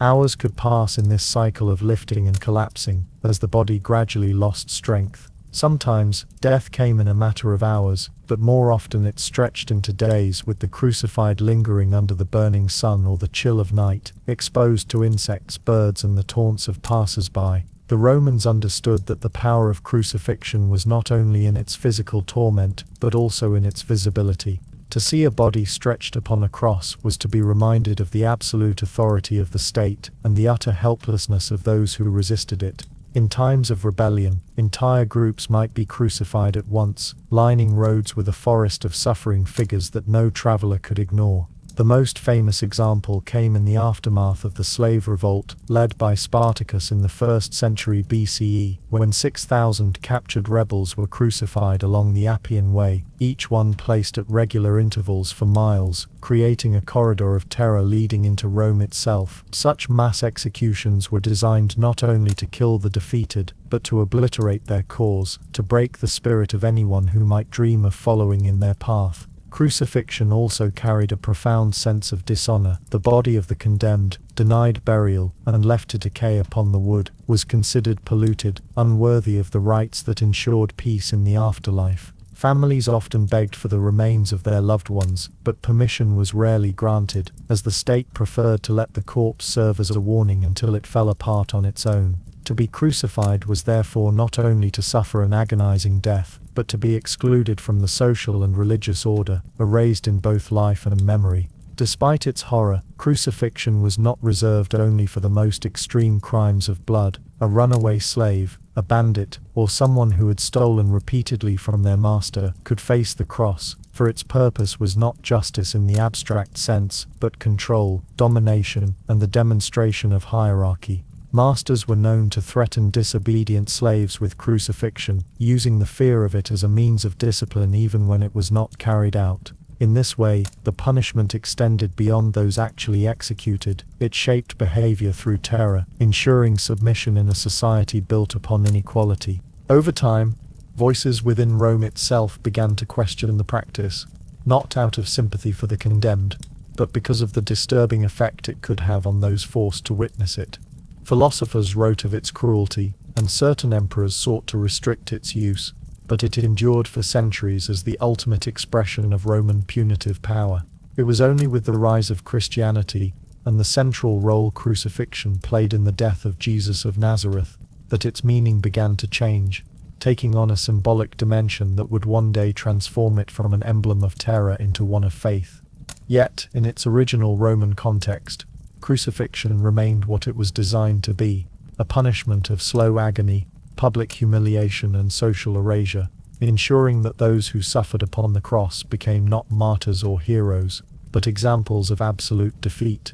In the long history of Roman punishment, crucifixion stands as the darkest mirror of the state's authority, the place where the body became a canvas upon which the message of power was written most clearly.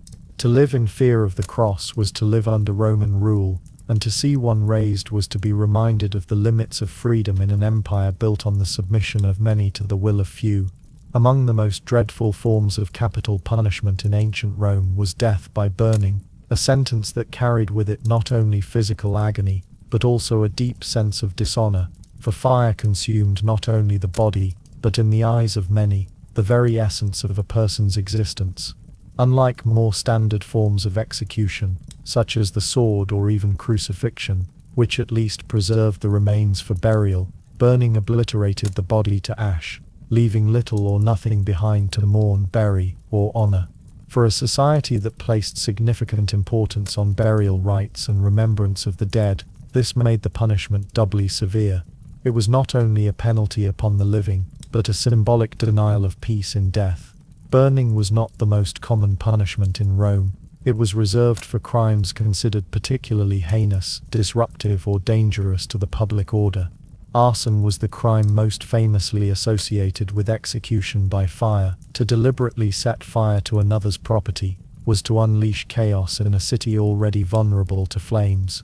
Rome was a metropolis built in part of wood, tightly packed and perpetually at risk of conflagration. A single act of arson could devastate entire neighborhoods, leading to countless deaths and the ruin of citizens who depended on their homes and workshops for survival.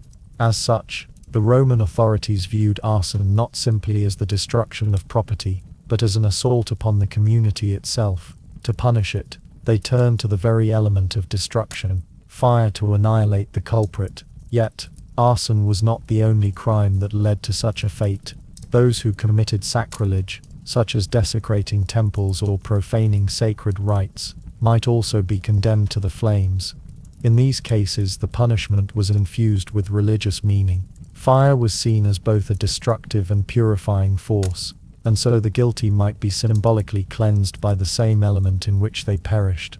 For example, those accused of violating the chastity of the Vestal Virgins, though often buried alive as their primary sentence, could also be subjected to burning in some accounts. The Romans were intensely protective of religious order, for to disturb the favor of the gods was to endanger the entire state.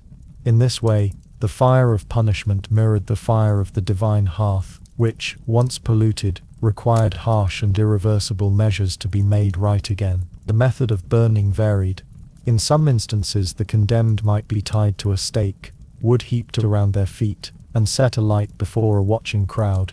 In other cases, a pyre would be constructed, and the criminal placed atop it like a sacrificial offering.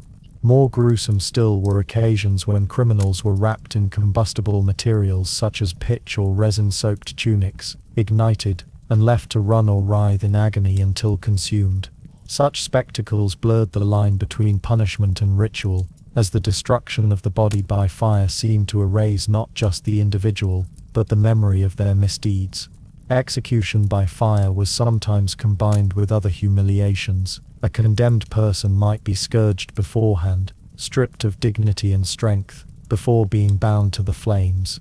Others were paraded through the streets to their place of execution, the fire serving as the final act in a long display of degradation. Such public burnings were not only acts of punishment but of theater, reinforcing the state's authority and warning others of the consequences of disobedience. Citizens gathered to watch, their eyes fixed on the inferno, knowing that in the ashes of the condemned lay a reminder of the fragility of their own safety should they ever transgress. One particularly disturbing form of burning emerged under the more tyrannical emperors, who sometimes turned human punishment into macabre entertainment. Accounts suggest that during Nero's reign, Christians accused of arson and treachery were covered in tar and set alight as living torches to illuminate the imperial gardens at night. While some of these tales may have been embellished by later writers seeking to portray the emperor's cruelty in the darkest light possible, they reflect the very real use of fire as a tool not only of execution but of spectacle. The condemned, transformed into grotesque beacons, were reminders that Rome's rulers could wield fire as easily upon the human body as upon an enemy city. Execution by burning carried another profound weight. It left the family of the condemned without remains to bury. In Roman culture, funerary rituals and the proper treatment of the dead were central to maintaining the peace of the deceased in the afterlife. To be denied these rites was a fate almost as feared as death itself. By burning criminals to nothingness, the state inflicted a punishment that reached beyond the physical, leaving the soul, in the eyes of some, restless and dishonored. Families who begged for ashes to bury were often denied, for the absence of remains was part of the penalty. At times, the law reserved burning for slaves, whose lives were deemed less valuable in the legal system than those of citizens. A slave who committed arson might be burned alive, while a free Roman might suffer a quicker death by the sword. This distinction underscored the deep inequalities of Roman society, in which punishment was not only a matter of justice but of social rank. Fire then became both a tool of retribution and a reinforcement of hierarchy, with the lower classes subjected to its full terrors, while the higher might be spared its worst agonies. Despite its cruelty, the use of fire as execution was defended by Roman authorities as a deterrent. The sight of a person engulfed in flames was unforgettable, searing the memory of the punishment into the minds of all who watched. It was not only the condemned who suffered, but also those who observed, for they left with the knowledge that Rome's justice could burn away the disobedient as swiftly as a torch consumed oil. The law, like fire, was something that demanded respect, and to test its limits was to risk being consumed by it. In reflecting upon execution by fire, one sees both the harsh pragmatism and the symbolic weight of Roman punishments. Fire destroyed utterly, removing the threat of the criminal, while also marking their crime as something so abhorrent it required not only death but obliteration. It was an end that punished not only the body but the spirit, stripping away both the dignity of life and the peace of death. Those who perished in the flames became nameless shadows, their memory scattered with the ash upon the wind, reminders that the fires of Roman justice could reach even the darkest corners of human transgression. In the broad spectrum of punishments that the Romans devised, some were applied only rarely, almost as if they were reserved for symbolic or extraordinary cases, and among these lesser used but deeply evocative forms of execution was drowning. Unlike crucifixion, which was designed to stretch suffering into a prolonged spectacle, or the gladiatorial arena, which delighted crowds with violence staged as entertainment, drowning had a different character. It was quieter, more final, and in many ways, more ritualized. Roman law and custom occasionally turned to water as an instrument of justice, but it was often accompanied by certain rites that transformed the act into something far more than a mere killing. The best-known example of this was the punishment known as the poena colle, a method reserved for the crime considered especially heinous in Roman thought, parricide, the act of killing one's own parent. To the Roman mind, parricide was not merely murder, it was the destruction of the most sacred of bonds that between child and parent, a violation of the family unit that underpinned the entire social and political fabric of Rome. It was a crime that destabilized not just a household but the wider order of the state, for the family was considered the foundation of Roman civilization. Because of this, the punishment was constructed to reflect the unnaturalness of the crime. The condemned was sewn into a large leather sack, the collius, together with live animals, a dog, a rooster, a snake, and a monkey. Once the sack was sealed, it was thrown into a body of water, most often the Tiber River. The symbolism of this ritual was heavy. Each animal represented elements of chaos, betrayal, or unnatural disorder, and by placing the criminal in their company, Rome marked the offender as someone unworthy of ordinary death or burial. He was cast adrift, erased from the living community, and symbolically returned to the primal waters as if he were no longer a man but something less than human. The choice of drowning in this context was significant. Romans did not consider drowning to be an honorable death, nor did they regard it as particularly noble. Death by sword could be swift and dignified. Crucifixion could be degrading but visible, but drowning suggested erasure, anonymity, the quiet extinguishing of a life away from the gaze of society. In fact, part of the point of the poena colle was that the condemned was denied the dignity of being seen in his final moments. Sealed in the sack, he vanished from the community, without even a body left behind for burial. For Romans, who placed great importance on funerary rites and remembrance of the dead, this was among the harshest denials possible. Outside the specific case of parricide, drowning was not a standard form of punishment, but it appeared in other circumstances. In certain military contexts, for instance, soldiers guilty of desertion or mutiny might face drowning if commanders wished to make a symbolic point. It was not always necessary to crucify or behead. Casting a soldier into a river could serve as a reminder that Rome did not tolerate betrayal. Similarly, slaves who committed severe offenses might be drowned, especially if the execution was meant to be efficient rather than spectacular. In these cases, water was a tool of disposal as much as punishment, a way of removing a person with little ceremony.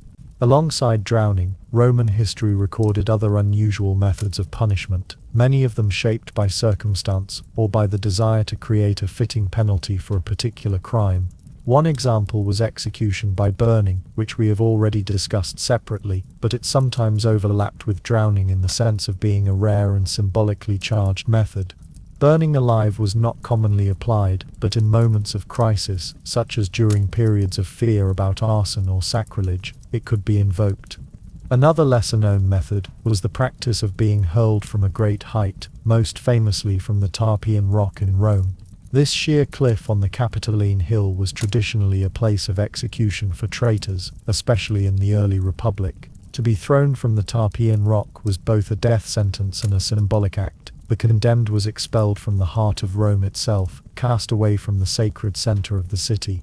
Though not technically drowning, it shares a symbolic logic with watery executions, in that both punishments involved casting the criminal out of the community, stripping him of place and dignity, and letting nature finish what law had decreed. There were also punishments that combined ritual with execution in other creative ways. Some criminals might be buried alive, particularly Vestal virgins who broke their vows of chastity. Because the Vestals were considered sacred, their blood could not be shed openly, so instead they were confined underground in a chamber with a small amount of food and water, left to die in isolation. In this way, Rome attempted to reconcile religious scruples with the necessity of punishing what it saw as betrayal of sacred duties.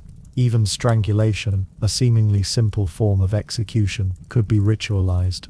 In the Tullianum prison, located near the Roman Forum, prisoners condemned to death might be strangled in the underground chamber before their bodies were disposed of.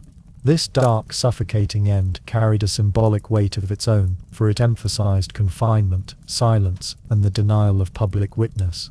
All of these lesser-known punishments, including drowning, illustrate that Roman justice was not only about killing, but about crafting a message. Punishments were designed to reflect the nature of the crime, to signal something to the community, and to place the offender in a moral narrative that extended beyond his or her death. Drowning in the sack with animals was not just a practical way to execute a parricide, it was a statement about the unnaturalness of the crime. Being thrown from the Tarpeian rock was not merely gravity doing its work, it was the city itself expelling a traitor. Burning or burial alive carried similar messages, connecting the method of death to the perceived violation of cosmic or social order. For us today, many of these methods may seem grotesque or excessive, but for Romans, they were carefully calibrated.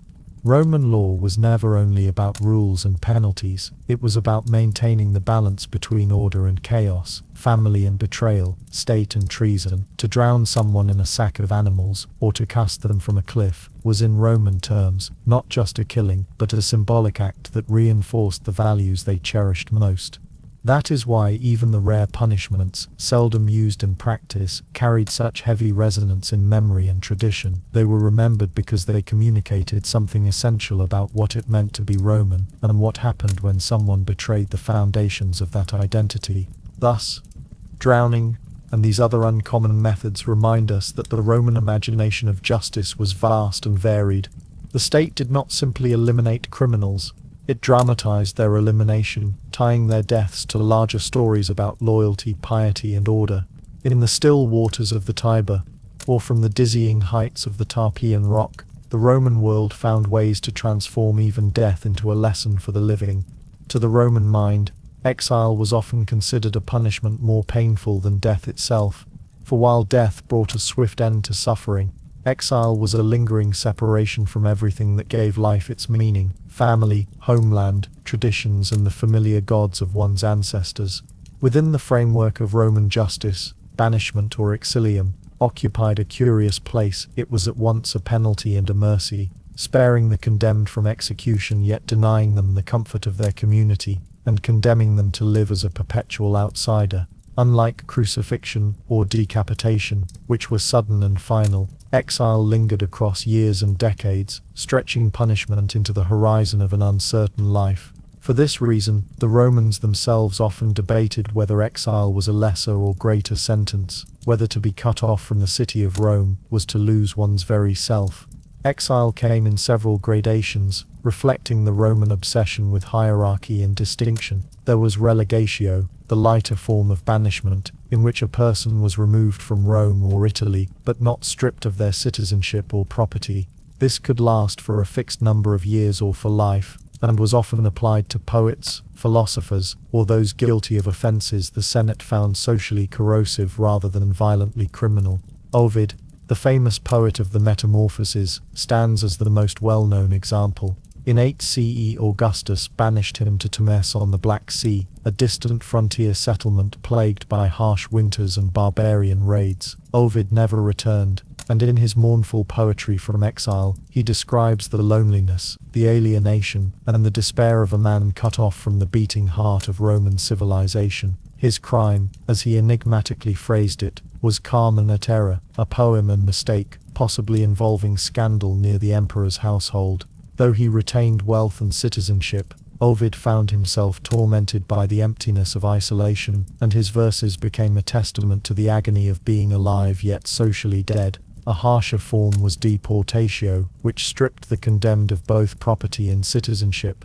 To be deported was to suffer not only exile but also legal death in Rome's eyes. The individual ceased to exist within the civic order, their name erased from official records, their estate confiscated by the treasury, and their descendants tainted by dishonor. The deported were sent to remote islands, small, barren, windswept places in the Mediterranean, such as Giaros or Seriphos, where survival itself was precarious. Unlike relegation, deportation was usually permanent, and the condemned knew that there would be no recall, no reprieve, no gentle return to Roman society. To live in such conditions was to endure both material hardship and the psychological wound of knowing that Rome itself had rejected you, had cut you off from the community that defined your very being. Exile could serve many purposes in Roman politics. It removed troublesome figures without making martyrs of them.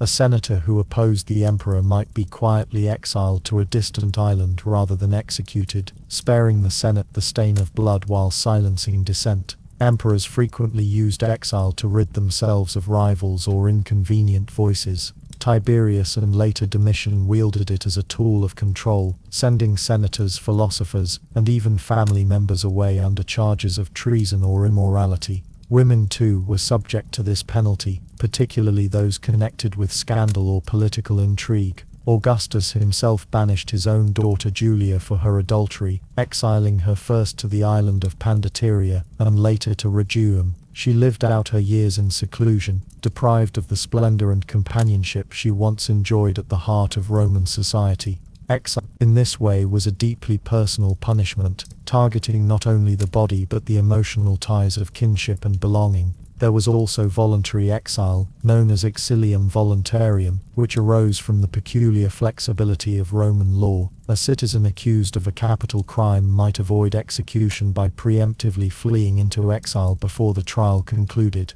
In doing so, they escaped the ultimate penalty, but accepted a life of displacement. For some, this was preferable to death, and they established new lives in provincial cities or even foreign kingdoms. Yet the stain of disgrace followed them, and their absence was a constant reminder to their families of a lost place in Roman life. Voluntary exile reveals how Rome balanced its legal strictness with avenues for self-preservation. The accused could choose life over honor, but at a great cost. Psychologically, exile struck at the deepest Roman values. The city of Rome was not simply a place of residence, it was an identity, a spiritual home, the axis around which all meaning revolved. To be banished from it was to lose one's anchor. Romans were profoundly communal people, tied to family, neighborhood, guild, and political faction. Removal from these networks was akin to social death. In his letters, the exiled philosopher Seneca wrote of exile as a test of character, urging those cast out to find strength in philosophy and self-sufficiency. Yet even he acknowledged the immense pain of separation. For many exiles, despair, bitterness, and longing consumed their remaining years. They wrote letters to the Senate pleading for recall, sent gifts to powerful patrons, or tried to maintain influence from afar, but most died in obscurity, their names remembered only as cautionary tales. Exile also carried an element of spectacle, for its enforcement was not a quiet, private affair. Sentences were announced publicly, names read aloud, property confiscated in visible seizures, and the condemned escorted from the city under guard.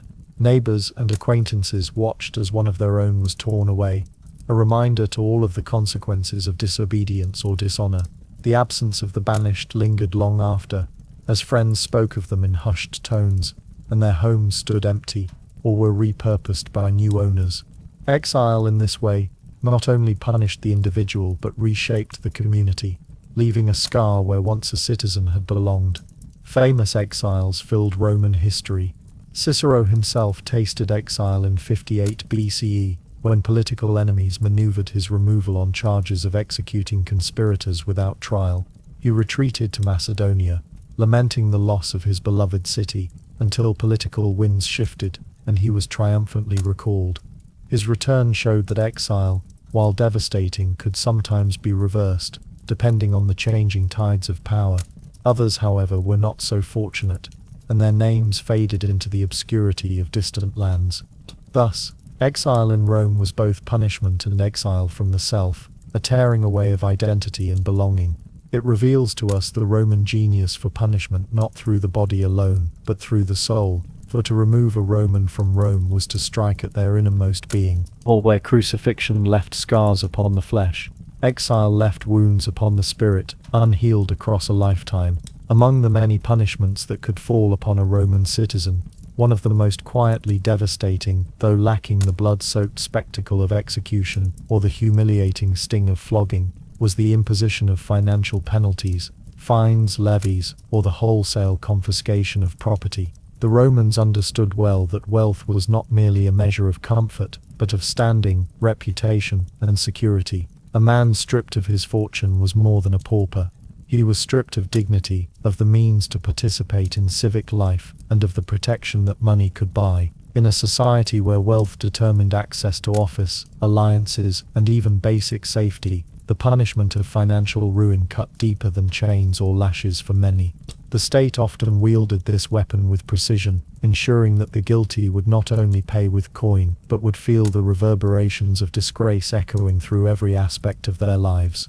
Unlike punishments that ended with death, confiscation endured, for its effects reached into the future, ensuring that sons and heirs would be marked by the absence of inheritance, forced to live in the shadow of their forefathers' disgrace. The Romans applied fines and confiscations across a wide spectrum of crimes, ranging from relatively small civil disputes to monumental acts of treason. Minor infractions might involve a magistrate demanding the payment of a fine in lieu of harsher penalties, a method both practical and efficient. Instead of filling the prisons, which were never intended for long-term incarceration, the state collected revenue while enforcing obedience. Yet for greater crimes, especially those that touched upon the safety of the state, the punishment was more severe, reaching beyond the guilty individual to engulf his family. Confiscation of property became a tool not only of justice but of politics, stripping enemies of their power bases and redistributing wealth to loyal supporters.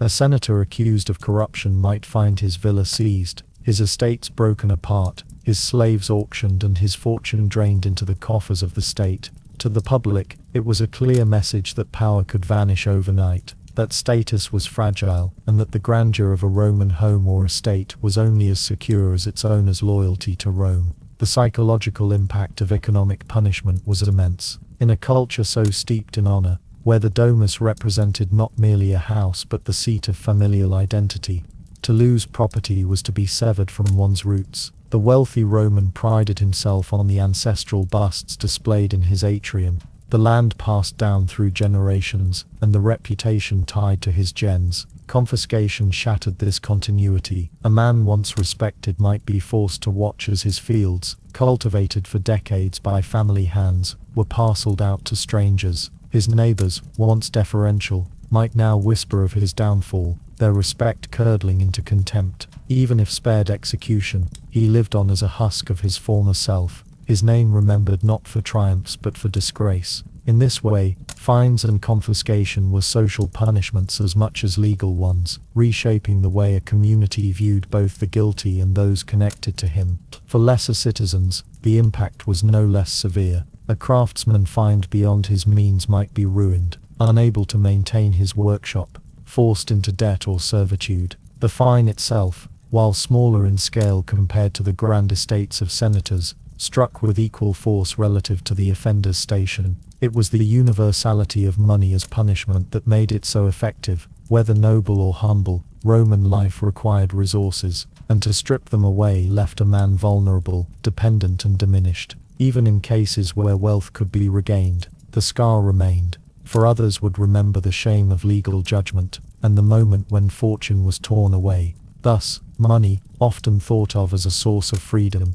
was turned by the Romans into a chain as binding as any set of iron shackles. Economic punishments also served the practical interests of the Roman state. Wars drained resources, cities required upkeep, and spectacles demanded funding. By fining and confiscating, the authorities replenished the treasury while enforcing order. The property of condemned criminals, especially those accused of political treason or rebellion, became a valuable prize. Entire estates could be seized and redistributed to veterans or loyal allies, transforming punishment into reward for those who served Rome faithfully. In this way, justice and utility merged, punishment becoming a means not only of deterrence but of sustaining the machinery of empire. To a Roman magistrate or emperor, the seizure of a traitor's fortune was not merely an act of retribution, but a calculated step towards strengthening both the state and its own support network. Thus, fines and property confiscation remind us that Roman punishments were not always bloody, though they were rarely less cruel. To bleed a man of wealth was to bleed him of identity, to hollow out his place in society until nothing remained but the memory of disgrace. Unlike the lash which healed or execution, which ended, financial punishment lingered, passing from one generation to the next, reshaping destinies long after the original sentence was pronounced. In this sense, the Roman use of economic punishment was both practical and merciless, ensuring that the weight of justice pressed not only upon the guilty, but upon all who shared his name.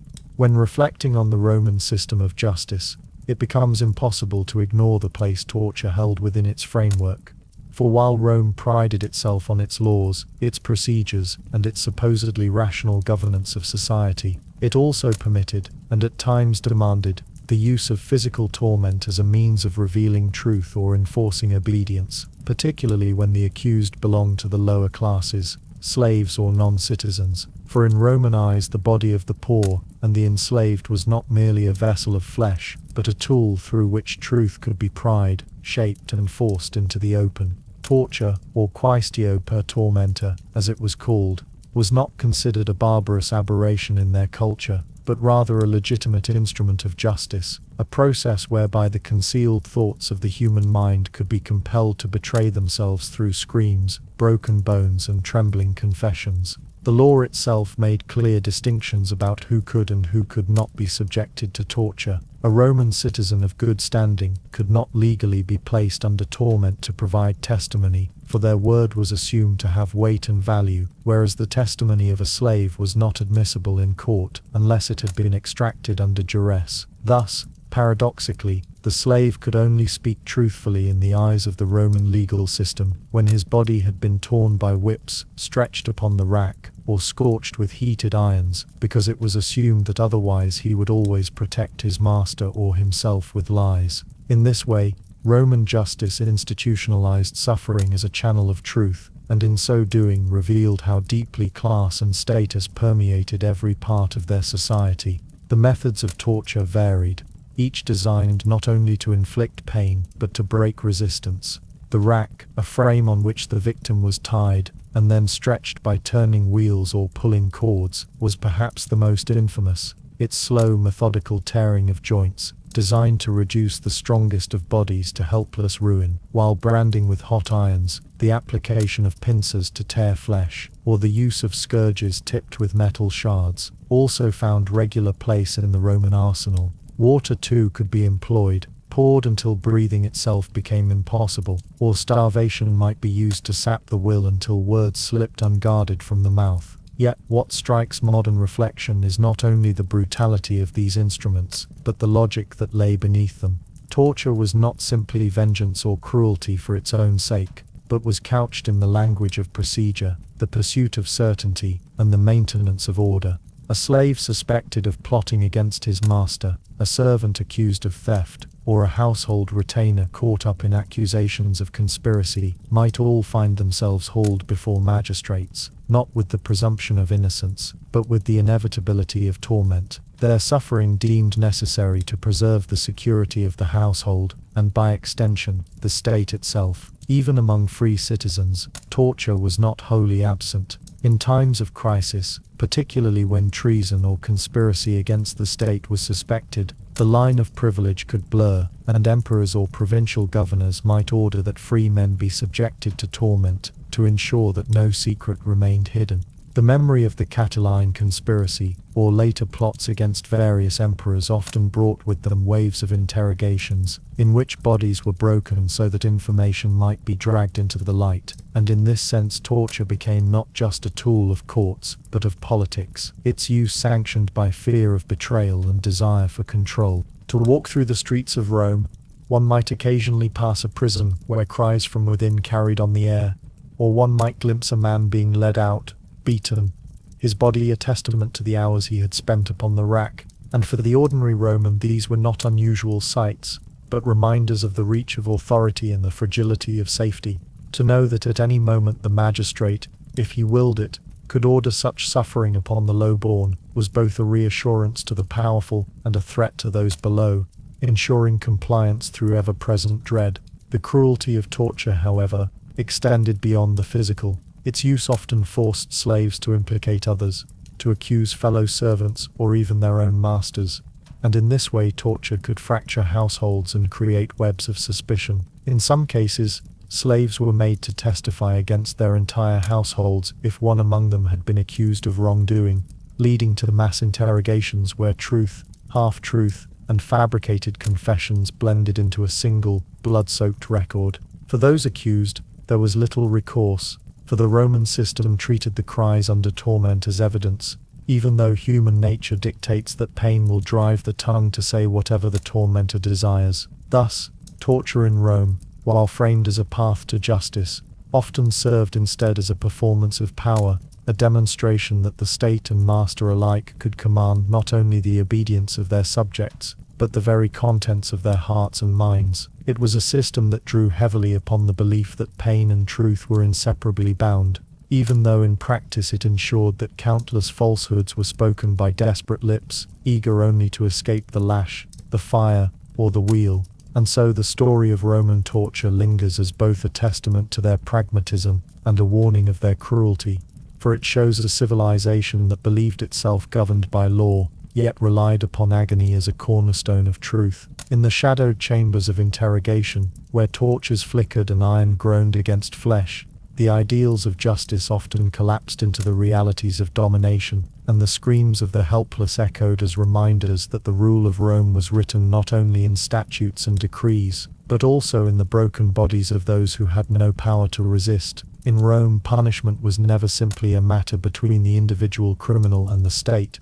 It was something larger, something staged, something woven deliberately into the daily life of the community, and in this sense, it took on the quality of a performance, an event that was not merely about correction or vengeance, but about creating a shared experience in which every citizen, slave, foreigner, and visitor was invited to participate, not actively with voice or gesture, but passively as part of the watching, murmuring crowd, whose eyes and silence lent legitimacy to the punishment that unfolded before them. To live in Rome was to live under the constant awareness that justice was not hidden behind closed doors or whispered in the privacy of chambers, but displayed in the open, turned outward, magnified and extended, so that it reached into the marketplace, the forum, and above all the arena, where the full force of Roman authority was put on stage, a theatre of discipline in which the condemned body became the actor, and the punishment itself the script. The very architecture of Roman cities reflected this intertwining of punishment and spectacle. The Forum was not merely the seat of politics and commerce,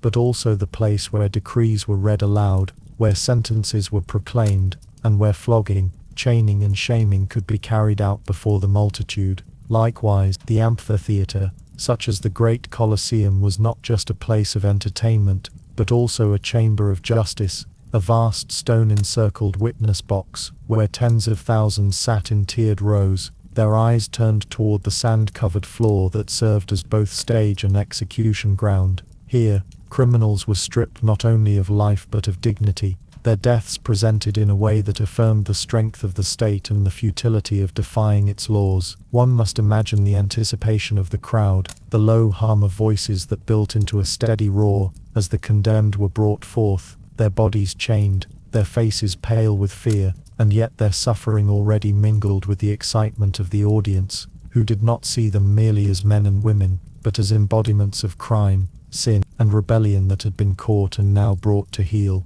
The punishment became a ritual of purification for the city, a kind of communal exorcism where the law was reaffirmed not in parchment or ink, but in blood, pain and death. For the Romans, the public spectacle served several functions, each reinforcing the social order in a way that mere private punishment could never achieve. It deterred others by providing a vivid, unforgettable image of what awaited those who stole, betrayed or rebelled. It reassured the obedient by showing that justice was alive and active, not distant or hidden. And perhaps most importantly, it reminded every onlooker of their place within the hierarchy of Roman society, whether as free citizen enjoying the protection of law, or as slave or foreigner subject to its harshest edge. The spectacle created a shared moral boundary, one that was drawn not with words but with the cries of the condemned and the approving murmur of the crowd. Consider how a flogging in the Forum might unfold.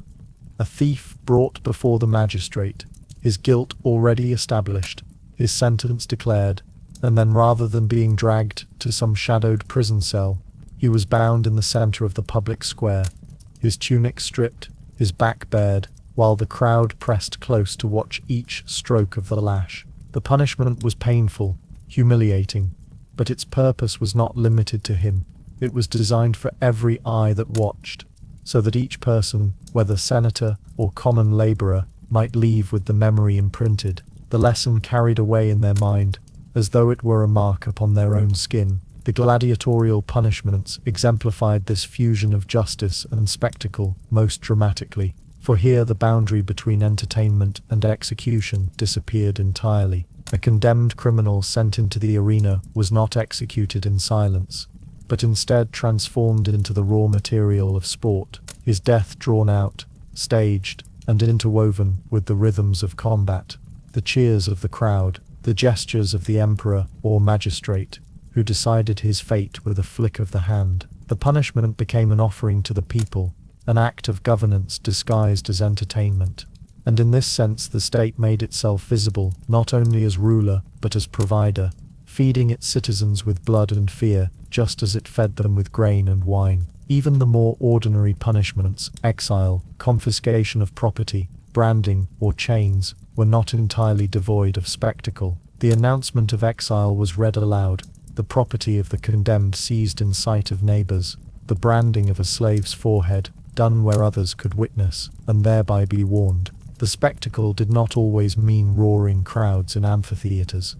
It could also mean the quiet but deliberate exposure of punishment to the eyes of a community, the turning of private suffering into shared knowledge. Rome's genius lay in its understanding that the visibility of punishment was as important as its severity, and that justice hidden from sight risked being forgotten, ignored or doubted. At the same time, the public spectacle had an almost sacred dimension. It resembled a ritual, with its ordered stages, its moments of silence, its climaxes and conclusions. The executioner, the lictors, the magistrate, the herald, all took on roles like priests in a ceremony, each one carrying out a part that gave meaning to the whole. The criminal's body was the sacrifice, the crowd, the congregation, and the state, the god whose will was enacted upon the flesh of the condemned. In this sense, the spectacle was not merely about deterrence, but about reaffirming the cosmic order, reminding the people that Rome itself was eternal, and that rebellion against it led only to destruction. The psychological power of these spectacles cannot be overstated. For the young, seeing a criminal whipped, branded, or killed etched a permanent warning into their imagination, making obedience seem not merely prudent but necessary for survival. For the poor, watching a thief or beggar punished reminded them of the narrow line they themselves walked between survival and law-breaking. For the powerful, seeing punishments reinforced their sense of security, their confidence that the order which sustained their privilege was guarded and preserved. Thus, the spectacle bound the society together, not through shared compassion, but through shared fear and recognition of authority. Yet, for all its severity, one must also recognize the paradox of these public punishments, that while they were intended to frighten and deter, they also drew people in, satisfying the same appetites for drama, violence and catharsis that modern audiences seek in theater or sport. The Romans themselves did not necessarily distinguish between justice and entertainment. For them both were part of the same fabric of life, both expressions of Rome's power and magnificence. To watch a man whipped, branded, or executed was not merely to witness law in action, but to participate, however passively, in the maintenance of the Roman world. And so, as the centuries rolled on, the spectacle of punishment remained a defining feature of Roman justice. Whether in the narrow space of a crowded forum, or the vast sweep of the amphitheatre, the principle endured: justice must be seen to be believed, and suffering must be shared to have meaning. The Roman people did not hide their punishments, and in doing so they created a culture in which the sight of pain was as much a part of citizenship as the right to vote or the duty to pay taxes. The condemned became more than criminals, they became symbols, woven into the fabric of collective memory, their final cries echoing across the centuries as reminders of the terrible intimacy between justice and spectacle in the ancient world. In the Roman world, crime and punishment were never merely legal matters, confined to the dry boundaries of laws and statutes, but were deeply interwoven with the larger moral fabric of society and the religious expectations that seemed to permeate every corner of daily life. To the Romans, an act of wrongdoing was rarely just a private violation against another person or family, but could also be interpreted as a transgression against the gods themselves, an unsettling disruption of the cosmic order that bound the community together. In this sense, punishment was not simply a human tool of deterrence or retaliation, but a ritual necessity, something that reassured the gods that the balance of the world was still intact, that Rome remained a city of order and piety rather than one drifting toward chaos and ruin. It was not unusual for the Romans to believe that when crimes went unpunished, the gods would make their displeasure known, perhaps through ominous portents, sudden storms, or misfortunes on the battlefield, reminding mortals of the unseen consequences of human actions. This moral and religious layer gave Roman punishments a particular weight, one that went far beyond the mere individual. A thief caught stealing was not only guilty of violating another man's household and honor, but also guilty of disturbing the pax deorum, the delicate peace with the divine. Likewise, when a soldier deserted his post, his cowardice was not only a failure of discipline but also a mark of sacrilege, for he had sworn an oath before the gods to uphold his duty. To punish him was not merely a matter of protecting military order, but also of purging the stain of impiety from the army's ranks. In this way, every lash of the whip, every coin exacted as a fine, every death carried out in the forum or the arena, had a ritual character, a sign that Rome would not tolerate impurity or offense in the eyes of heaven. The punishment became a form of offering, a visible sacrifice of the guilty for the preservation of the whole. Religious symbolism often shaped the way punishments were performed. When a person committed the crime of parricide, murdering one's own parent or close relative, the Romans did not simply kill him in an ordinary manner, for such a crime was considered beyond the normal scope of human wrongdoing. It was believed that only the gods themselves could truly judge the enormity of such guilt, and so the condemned was sewn into a leather sack, often along with animals chosen for their symbolic weight, a snake, a dog, a monkey, or a rooster, and then cast into a river, left to drown far from the earth of the living. This punishment, known as the poena colle, was not only meant to destroy the body but to erase the offender from the world of men, denying him even the dignity of burial, which was essential for entry into the afterlife. To the Roman mind, this was more than a cruel death. It was a ritual expulsion of pollution, a way to seal away the offense so that neither men nor gods would have to endure the contagion of such a monstrous deed. Religion also played a role in the calendar of punishments. Certain days were deemed more suitable for executions or public spectacles, chosen with an eye towards sacred rhythms and festivals. To punish at the wrong time could itself be considered an offense, disrupting the harmony of the year, while to punish at the right time could reinforce the sense that justice and divine will walked hand in hand. It was not uncommon for mass executions to be staged during great public games, where the deaths of criminals could be woven into the festivities honoring a deity, turning punishment into a kind of grim religious theater. This blending of justice and worship reminded the people that the gods themselves were watching, approving, and perhaps even taking satisfaction in the cleansing of Rome's collective sins. Even lesser penalties carried this moral weight. Fines, for example, were not always directed to the wronged party, but often diverted to temples, dedicated as offerings to the gods whose peace had been broken by the crime. To pay such a fine was not only to acknowledge guilt, but to restore spiritual balance, to ensure that no resentment lingered in the unseen world. Similarly, property confiscated from traitors or notorious criminals might be consecrated, its value redirected to cults or ceremonies that soothed divine wrath. In this way, even the loss of wealth was more than a personal misfortune. It was part of a larger transaction between Rome and its gods, ensuring that wrongdoing did not go unanswered on either the human or the divine plane. The moral expectations of Roman society were no less binding than the religious ones. A man who failed to control his household, whose slaves stole freely, whose children were unruly, or whose wife was whispered about for her impropriety, might not face the lash or the pillory, but he would find himself punished by reputation, stripped of the honor that was more valuable than coin or property.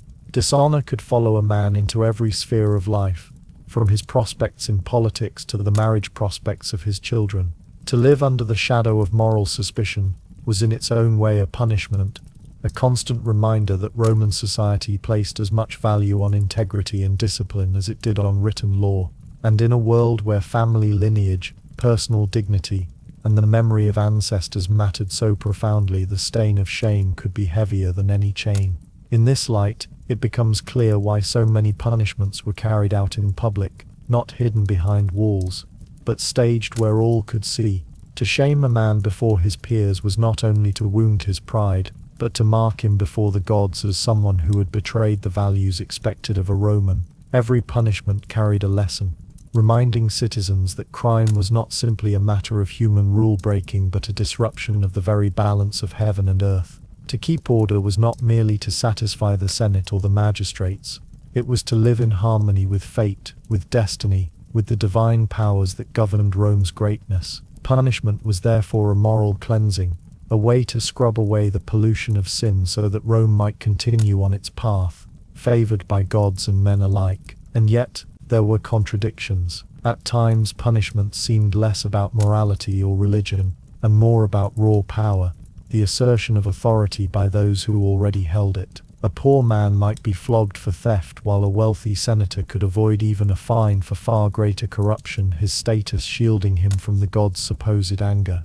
The moral and religious justifications for punishment could therefore feel hollow, manipulated by the elite to reinforce their control. Still, even in such cases, the rituals of purification and sacrifice cloaked these acts of power in the language of piety, ensuring that the facade of divine order remained intact. To the watching crowd, it was not merely an act of domination, it was the restoration of sacred balance, however imperfectly practiced. Thus, Roman punishments cannot be separated from the moral and religious atmosphere in which they existed. They were more than acts of discipline, they were gestures toward the gods, proclamations to the community, and affirmations of the values that Rome held most dear. Each flogging, each execution, each exile and confiscation of property was carried out not only with legal intent, but with the understanding that without punishment, the world itself might falter, the gods might turn away, and the empire's destiny might crumble. To punish was,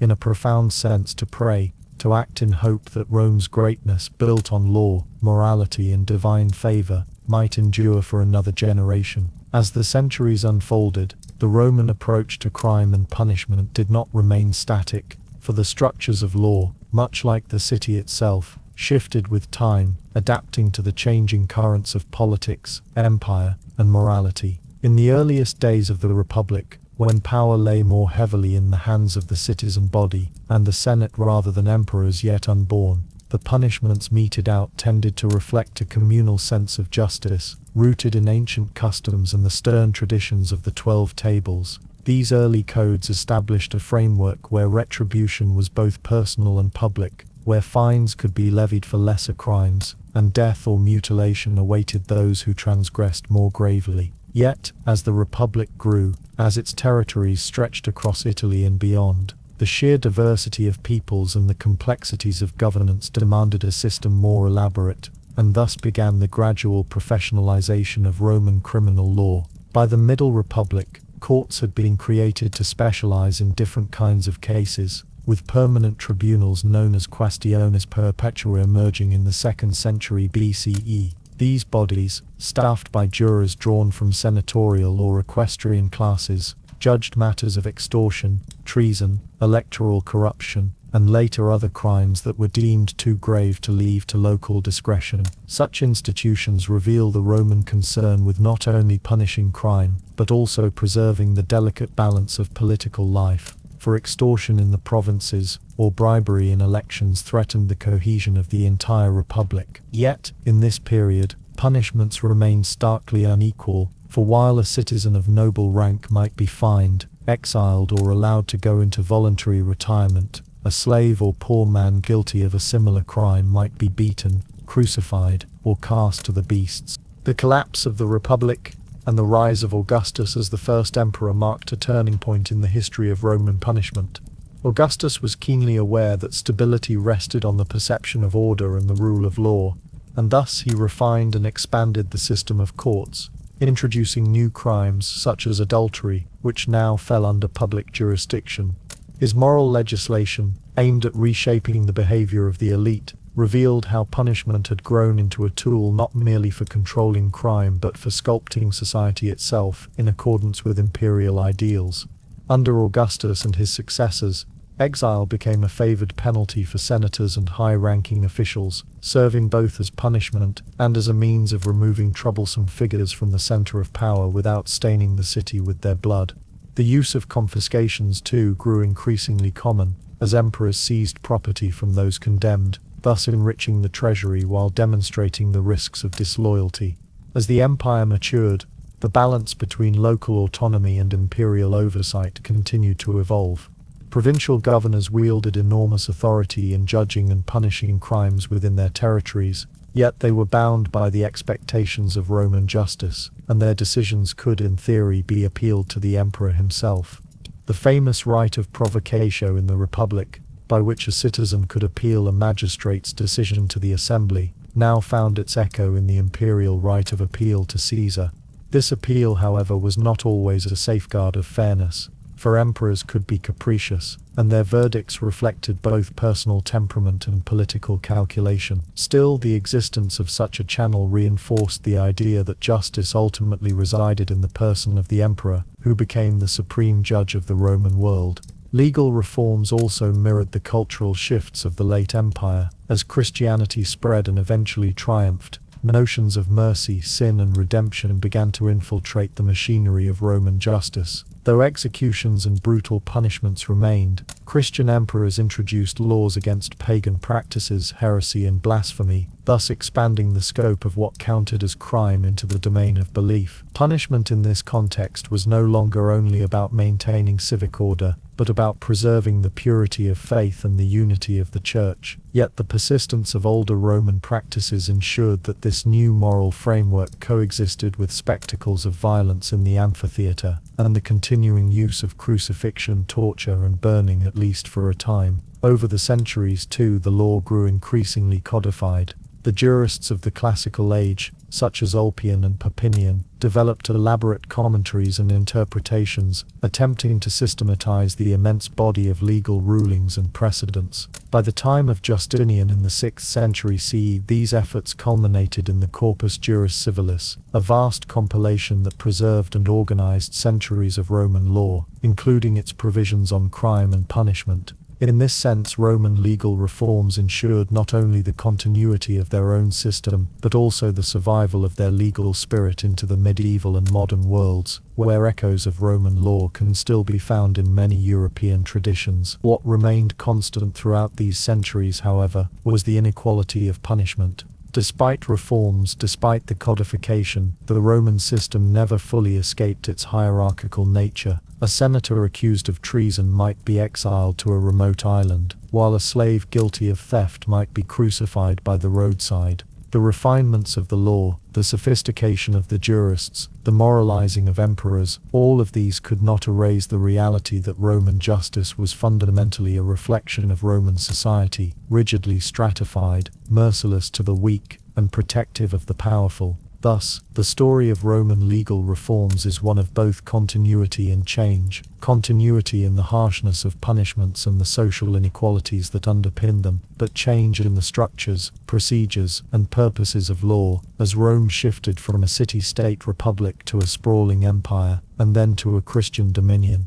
The evolution of punishment mirrored the evolution of Rome itself, a society forever balancing between tradition and innovation, severity and clemency, law and power. And though centuries have passed since the last Roman court condemned a man to exile, to confiscation, or to crucifixion, the shadows of those decisions linger still, reminders of how deeply the Roman way of thinking about crime and punishment shaped the very foundations of Western justice. In drawing the long arc of Rome's punishments to a close, one cannot help but notice that they reveal as much about the society that devised them as they do about the criminals who suffered them. For behind every lash of the whip, every heavy chain placed on an ankle, and every sentence of exile pronounced by a stern magistrate, was a vision of order that the Romans believed must be maintained at all costs.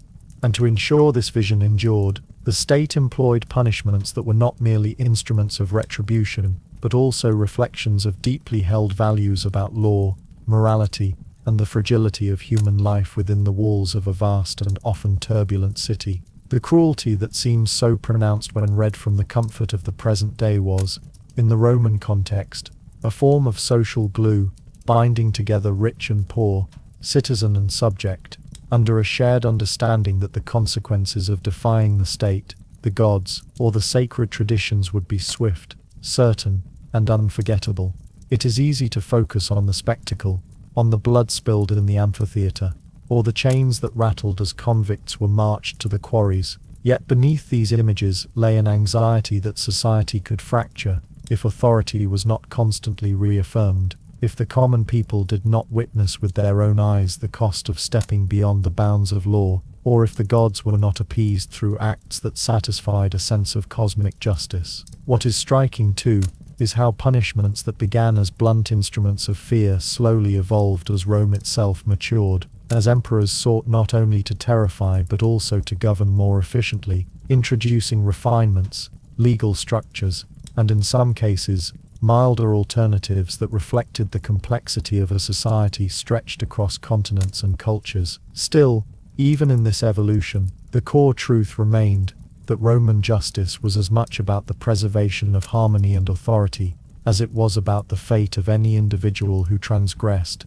and so punishments became performances in which the audience was every bit as important as the condemned. In this sense, the Roman system of justice was not simply a set of laws and penalties, but a continuous dialogue between power and people, reinforced through ritual, spectacle, and example, reminding each citizen of their place within the grand machinery of empire. And so, as we allow our gaze to drift from the courts, the prisons and the arenas, and let the echoes of iron chains and the murmur of watching crowds fade into silence, what lingers is less the cruelty of the punishments themselves than the recognition of how profoundly they shaped the Roman experience of justice, how fear and cohesion walked hand in hand, and how, beneath the weight of severity, there was a persistent human effort to maintain order in a world that could all too easily collapse into chaos. The story of Roman punishments, then, is not merely one of brutality, but of a society striving, in its own harsh and unrelenting way, to answer timeless questions about crime, authority, and the fragile balance between individual actions and collective survival.